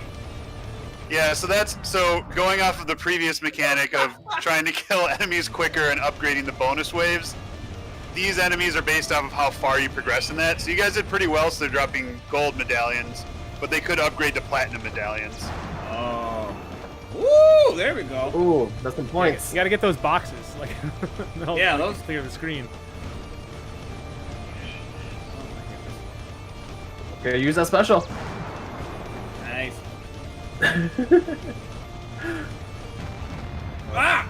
Crap. That's it for us, I think. And Oh no. Oh, we got one more. oh wait, this might be a bad glitch. Nope, never mind. there was still a lingering bullet on screen, and I thought the game was going to take control away from you and just make you run into the bullets. Oh. Oh. C minus. That's That still is- passing. How does that add up? Yeah, right, yeah. Did we lose I style haven't points? actually put in, since you guys continued, it doesn't actually count any of the scores from the previous levels, so I need to update that and just put like NA for all the levels that it cancels out. But it's still showing that you finished those previous levels, but it's not calculating it into your final score. Ah, Yeah. okay. Ooh, Steam leaderboard upload succeeded. That's cool. So that was, credits unlocked. yeah, Ooh. a full run of Astral Gunners. Nice. We managed to get through it in almost the time allotted. I love it. Yeah. Although everything started 4 minutes late, so I'm gonna call this one a win. A success. Yeah. Sweet. All right. There's one more game to play. And all the folks that are hanging out here. Oh, what? Oh. Drunk Luigi asking, if you make Castle unlockable, I would pay $5 or $6.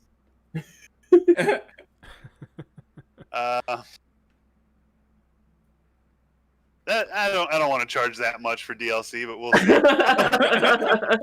see. Only Drunk Luigi has to. Yeah, just specifically them. Just charge them.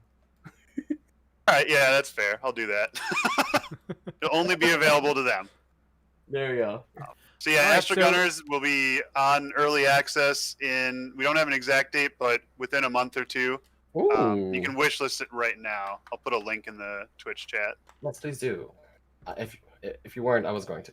Sure. You can post it. I have to find it. So Hyperdot's up next.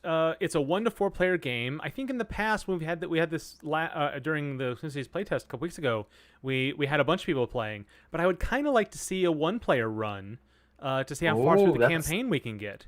that's Charles, what do you fancy. think? Sure. All right, who wants to take the challenge? I'm hopping off. I played a few games. I'll, And I don't want to see get if teased by my brother when I'm bad. Let me see if my game, if my parsec is still lagging horribly, I'm gonna dip. But let me try it out and see if I can play it.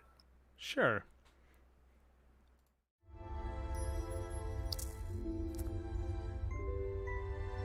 And I will accept your request. You should have access now.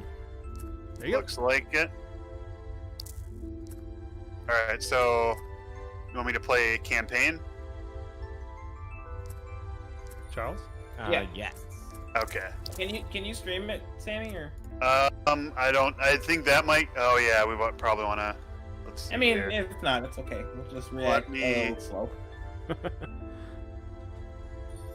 Yeah, I'm I think too this. far behind on Twitch or the Twitch stream.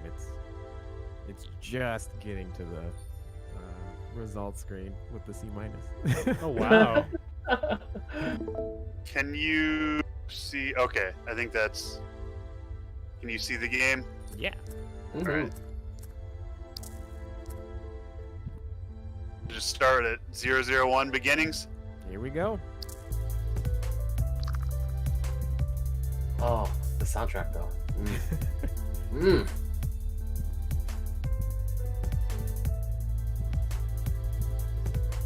To me, this kind of feels like how dive kick was to fighters. This feels like that, but to like bullet hells, where you just got all the stuff that matters and that's it. Yep. I love that comparison so much because dive kick changed so much of the fighting game genre. It really proved how much you only needed like a few core elements for the whole genre to work. And yep. Yeah, I mean, you really only need dodging for this gameplay formula to work, and with just that, it's probably almost even more fun than a lot of other attempts at this type of gameplay. Yeah. Because you're just focused on the one part that matters. It's very true. Oh, crap. Oh. The only thing that mattered. I want to blame that on Parsec, but I'm actually it's playing pretty well right now. I wasn't. Yeah, it's that one was Parsec. It's fine. Yeah. Oh yeah, I always forget you have the things on the outside that tell you what's coming. That's a really great part of the game. Mm-hmm. It's got those tells. Gosh, I think I had a discussion with like Fall Guys earlier about how it's like it's a battle arena, but at its simplest, it's like Mario Battle Arena. Yeah, it's like Mario Party, but like a battle arena thing. Yeah. Yeah, it's just like it's at its core as simple as it can go, and then extends it as far as it wants. Mm-hmm.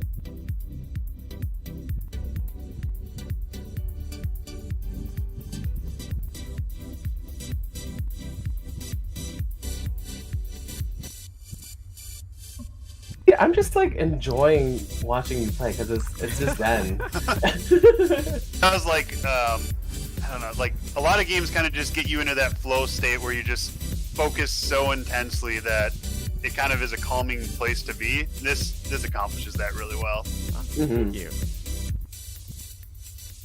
Like I forgot I was supposed to maybe talk every once in a while and have commentary.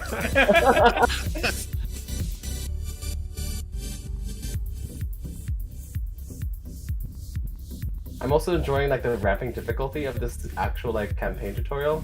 Oh yeah. Yeah, like it doesn't feel much harder, but I'm looking at it and like, oh yeah, that's actually coming at you a little bit quicker here. Yeah, we did a lot of testing.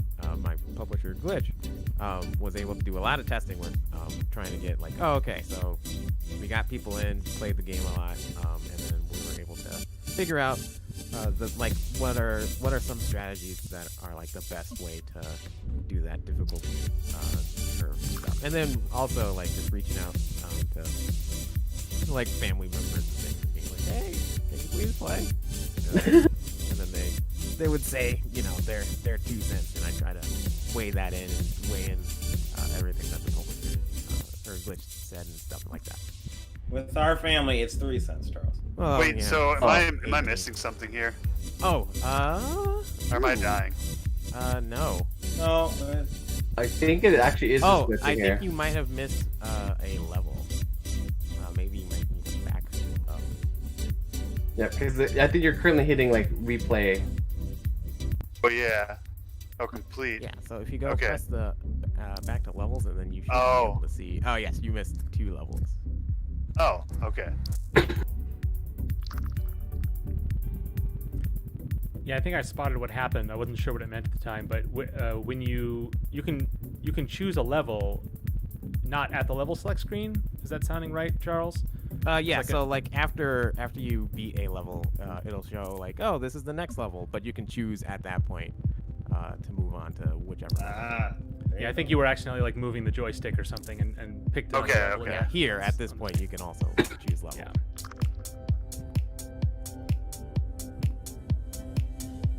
Oh, and that's your unlock system. I remember you mentioned this before. Ah, yeah. So with the unlocks in Hyperdot, so you just need to beat 4 levels, any 4 levels, as demonstrated here, to unlock the next group. And that continues as you keep on unlocking things. So you just need to beat a set of 4 levels, any 4 levels. And that way, it's a way to make it so that, like, if you're having any trouble with one, you can skip one, or if you're if you don't like a particular type of level, you can skip those so that you can be like, okay, I'll move on to the next one. See what I did? Yeah, because I have a habit of, like, I do this in every game for some reason. I'll just spin the control stick around. So that's what I did previously.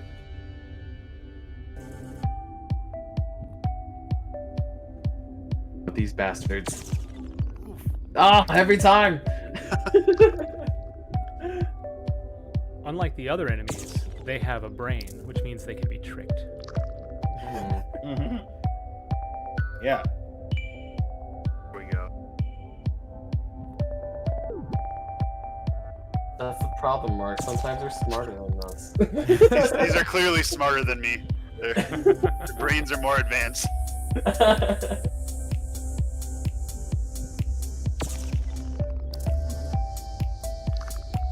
See, they're smarter than the average dot, and that makes them dangerous.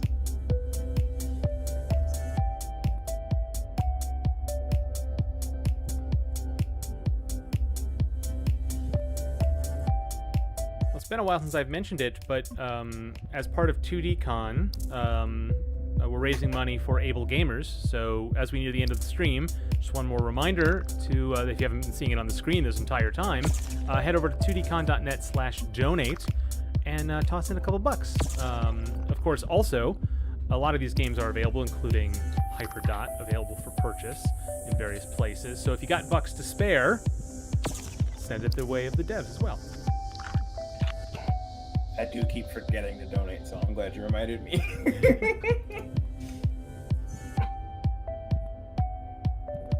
We don't have any cool commands. I'm gonna go pull the link off 2DCon. Where is that link? Here we go.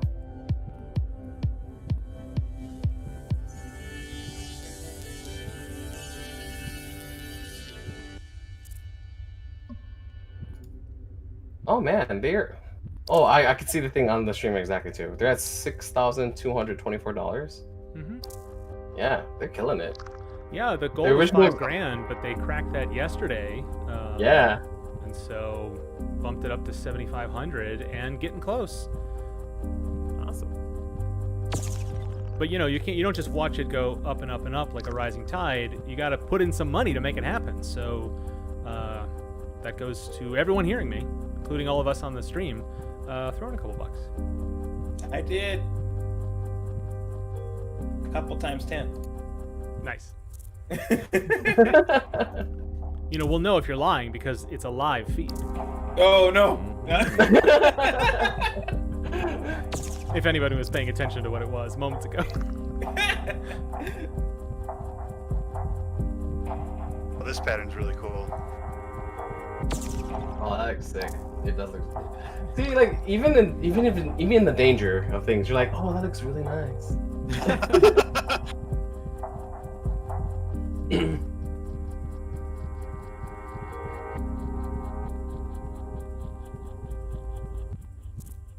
Okay, I got a question for you, Charles. Yes. Where is the Hyperdot OST?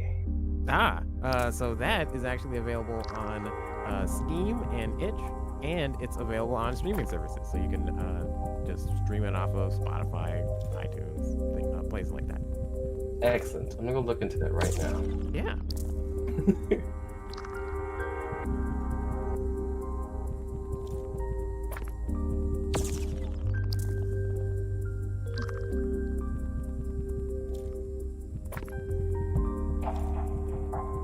like the multiplayer variants was like trying to be the person who collected the most of these, wasn't this? Yes. Okay. So yeah, and 'Cause this I one you don't just think I've want ever to actually played the single player, and I think I like it more single player because I'm bad at a lot of video games, but I'm persistent enough to like beat most single player games.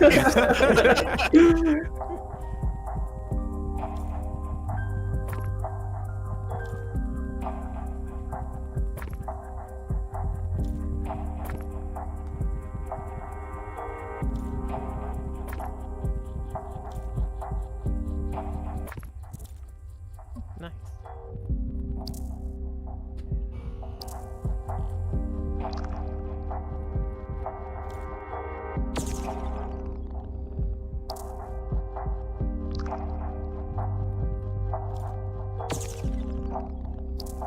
See, you're trying to outwit them again. I got this. I've got a strategy. You got this. Oh no, I believe. I blame Parsec for this. Trying to do really precise movements. Oh yeah, no, it's There you sick. go. I dig it. I dig it. Spin around me. Wait out. Not those ones though. Oh, you got it. You got it. Oh, okay. Part of the fun of this game is knowing when you need to be clever and knowing when you don't have to be.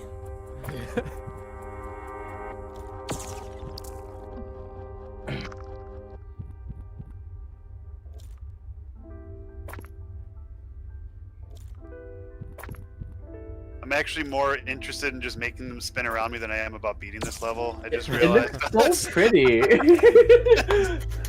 Like, it looks so like satisfying. Also, I could not imagine somebody trying to do that with your sweet eye control. Oh, well, actually, somebody did actually do that. Oh. So this is a little hint for later levels, but you're going to want to use that trick that you're doing right now on some later levels. And somebody played through the entire game using a Tobii eye tracker. So they were just using their eyes, and they were able to get through all of the levels, which was like, it was amazing to see. And it really was like watching that video was also kind of like an achievement where it was like, oh wow, somebody who wouldn't be able to hold like a traditional controller can actually play through the whole game, and like that kind of stuff is stuff that I really do like. I really do like appreciate it. I didn't want to take that work for granted.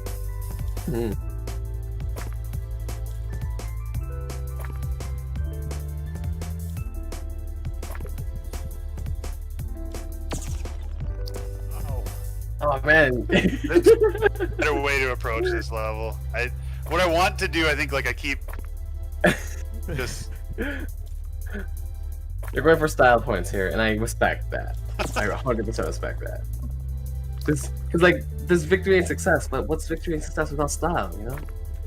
So yeah, that's always been my motto in games: is winning's useless, but winning in style, that's what matters. Astral Gunners represents that very well, actually. That was something I was thinking about this recently, about how you can kind of tell someone's philosophy just from their game design, and I think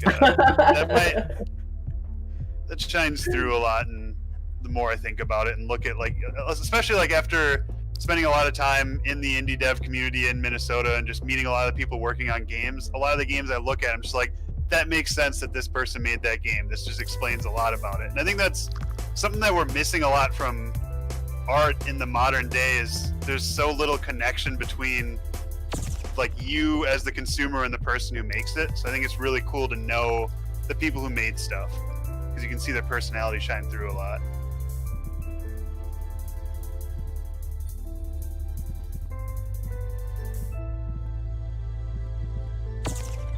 Ah, jeez. You almost had that one. One's hard. Mm-hmm. Ice levels always. Ice levels, man. Tell you. I went right into the spawn point. I knew it was a bad idea. I'll just hug the walls.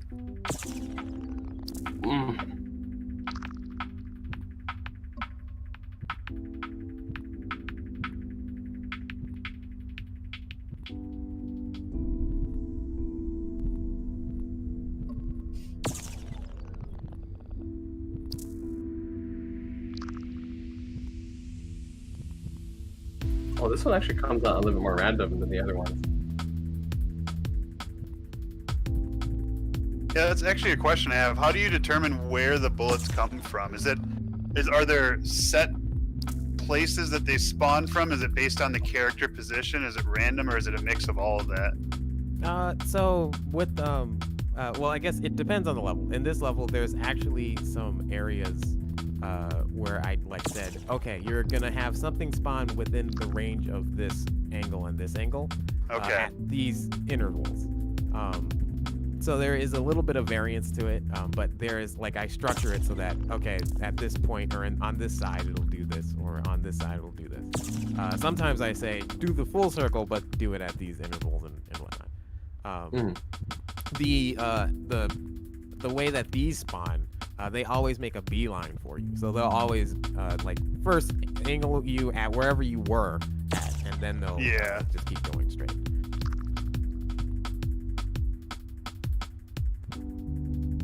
But yeah, that's actually a good segue. There is a level editor in the game, and I used this level editor in whatever shape or form it was when I was first making it, where it was not user friendly. But now it's user friendly, sorta. I hope. Where all of the levels were made using that level editor, so you can make every level that I make inside of this game. That's awesome. That's something that I wish I was smarter about, because all of the levels in Astro Gunners are just lines of code saying spawn enemies at this point in time, and it's really, if I ever want to change something, it's a nightmare. Oh yeah, yeah. When I originally said or I gave myself the task of oh yeah, I think I'll make 100 levels. That sounds good. When I first started working on this, and this is now 4 years ago.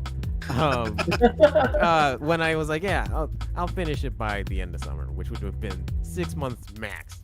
Oh jeez.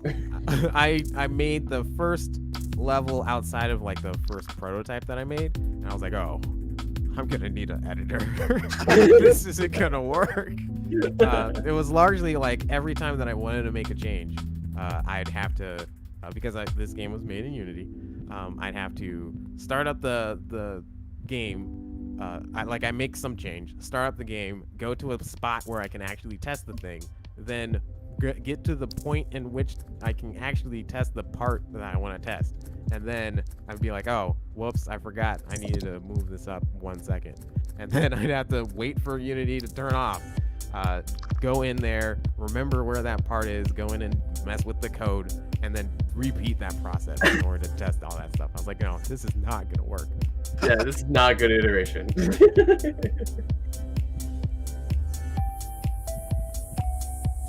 Oh, I love the nightlight. I'm gonna say as the player, I hate this. It looks pretty, but I hate it.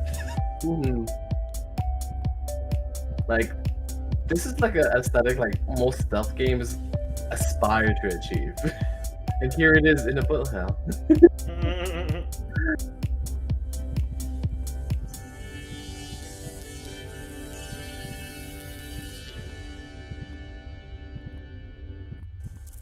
Nice. Clean.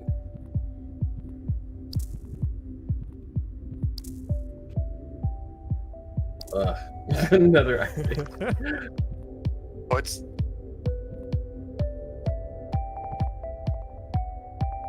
might get stuck at this one.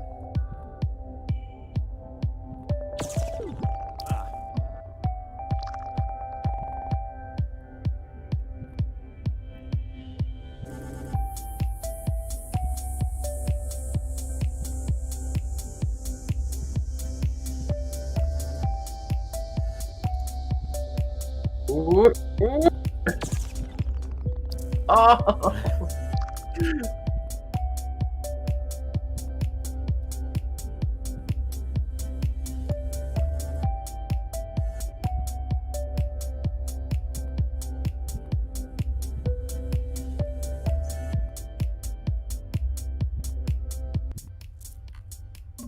Oh my goodness. I really appreciate how... Okay.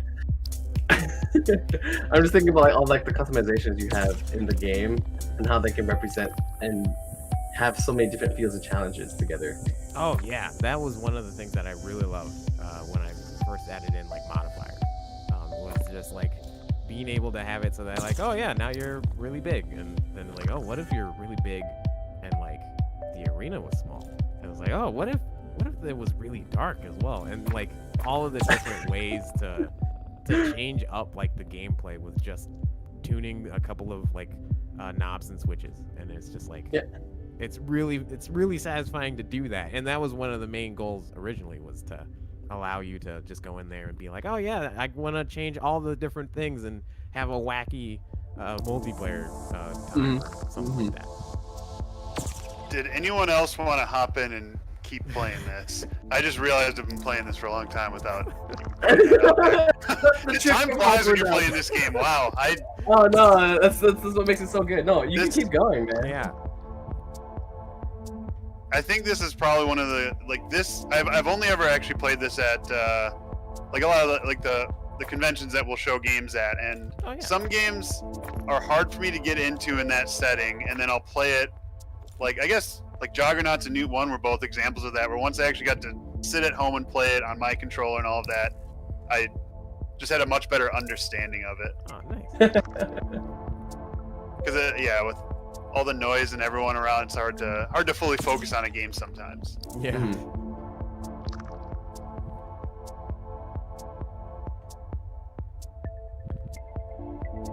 Oof.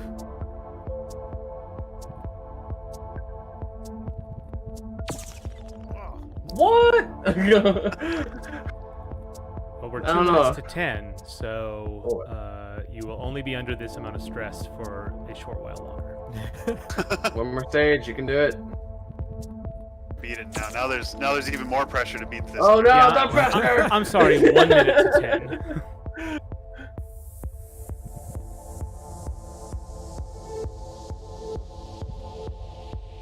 Take all the knowledge you have gained. This does kind of feel like one of those levels.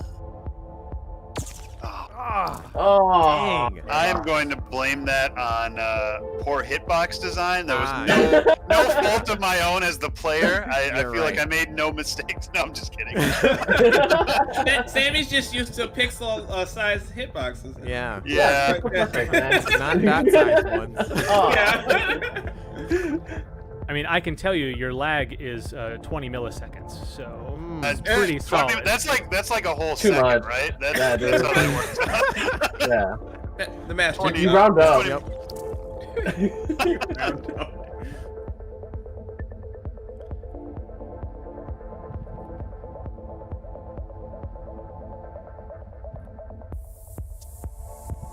You know, Mark, you said something funny earlier about how like we could just play Hybrid Up for 6 hours, and I'm like kind of into that right now.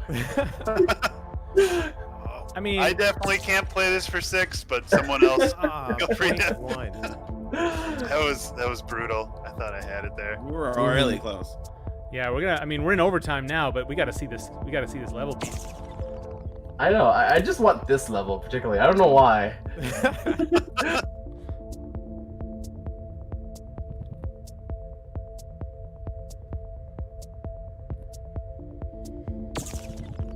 Flew right into it. So one of the things you might not know about this area thing is that you don't have to, you can let it go if you're feeling really in trouble, because they will always continually respawn until you're in enough of them for the total time you need to. It can be very tempting to want to be there the whole time, feeling that you'll lose something if you don't. You will be in the level longer, but if it's a dangerous situation, you could bug out. Yeah, I always say, sometimes it ain't worth it.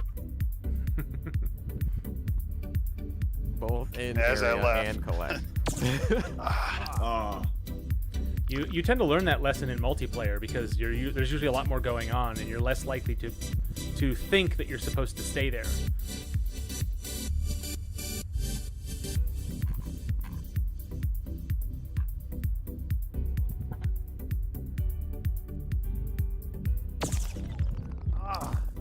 Threading the needle. Oh, see, hold on. Hey Mark, do you have an idea where they put that list of all the games? That we are showcasing? Yes. I don't know that it's posted anywhere. I can tell you if you're curious. Yeah, I remember there. Oh gosh, I remember there being a post though. There is a schedule that's shared amongst the organizers, so you should have that. Oh, okay, I do have that schedule. Yeah. I actually did decide not to post it as part of like the intermission slide or anything like that, just because I want people to come in and just like at a normal convention, tune in for whatever, you know. Yeah, that makes sense. But it would be nice to have. I mean, if people are curious, certainly the games. You know, just if people saw a game and want another chance to find out where it is, where they can find the information, we'll try to, at least in the 2DCon Discord, we'll try to have a list of game names, links, developers, so you can tell them how great they are and buy their games, of course. I'm personally calling it right there. I feel really accomplished for beating that level. Oh no, that was a good one. Well done. Nice. All right, well, that's it. Thanks to the folks who stuck around all the way to the end. We're going to be back tomorrow at 2 o'clock, 2 to 6. We have 4 games you haven't seen yet, and 4 that you have already we're going to get another shot at. So stay tuned for that tomorrow. Thanks to developers sticking around to play each other's games, especially those 4-player ones. We needed to have a squad to take them on. We did a pretty good job, I feel. We got to show them all off, beat a couple of levels. I got a C+.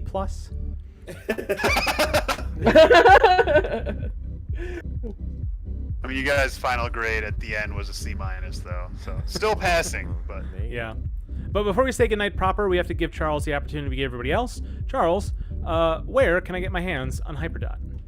Yeah, so yeah, you can get Hyperdot on Steam and itch with PC, Mac, and Linux, Windows 10 and Xbox One on Play Anywhere, or if you have Xbox Game Pass, which is a subscription, so you can get all these types of games for as low as, actually you can do a trial for $1, which is insane. But you'll be able to just download Hyperdot right now and be able to play. Cool. And Hyperdot 2? That's now the question we have to ask. now that's just the thing Hyperdot that we all 2. have to say. Hyperdot 2. I am here to now formally announce that Hyperdot is out right now. You should go buy it. Yeah. Thanks. I really appreciate that. Yeah, stay tuned for Super Duper Dot coming sometime. Hyperdots. Yeah, Ro, there you go. Yeah. The S is a 2 though, so it's like Hyperdots. Oh, yeah, that makes sense. All right, well, I guess that's it. Thanks again to the listeners, viewers rather, and the folks who stayed with us, the developers who showed off their games and played each other's. Very cool. So stay tuned tomorrow for more Indie Island and more 2DCon content. And if you're looking for something to do between now and then, 2dcon.net/donate, throw down some coin, and support a great cause. All right, good night.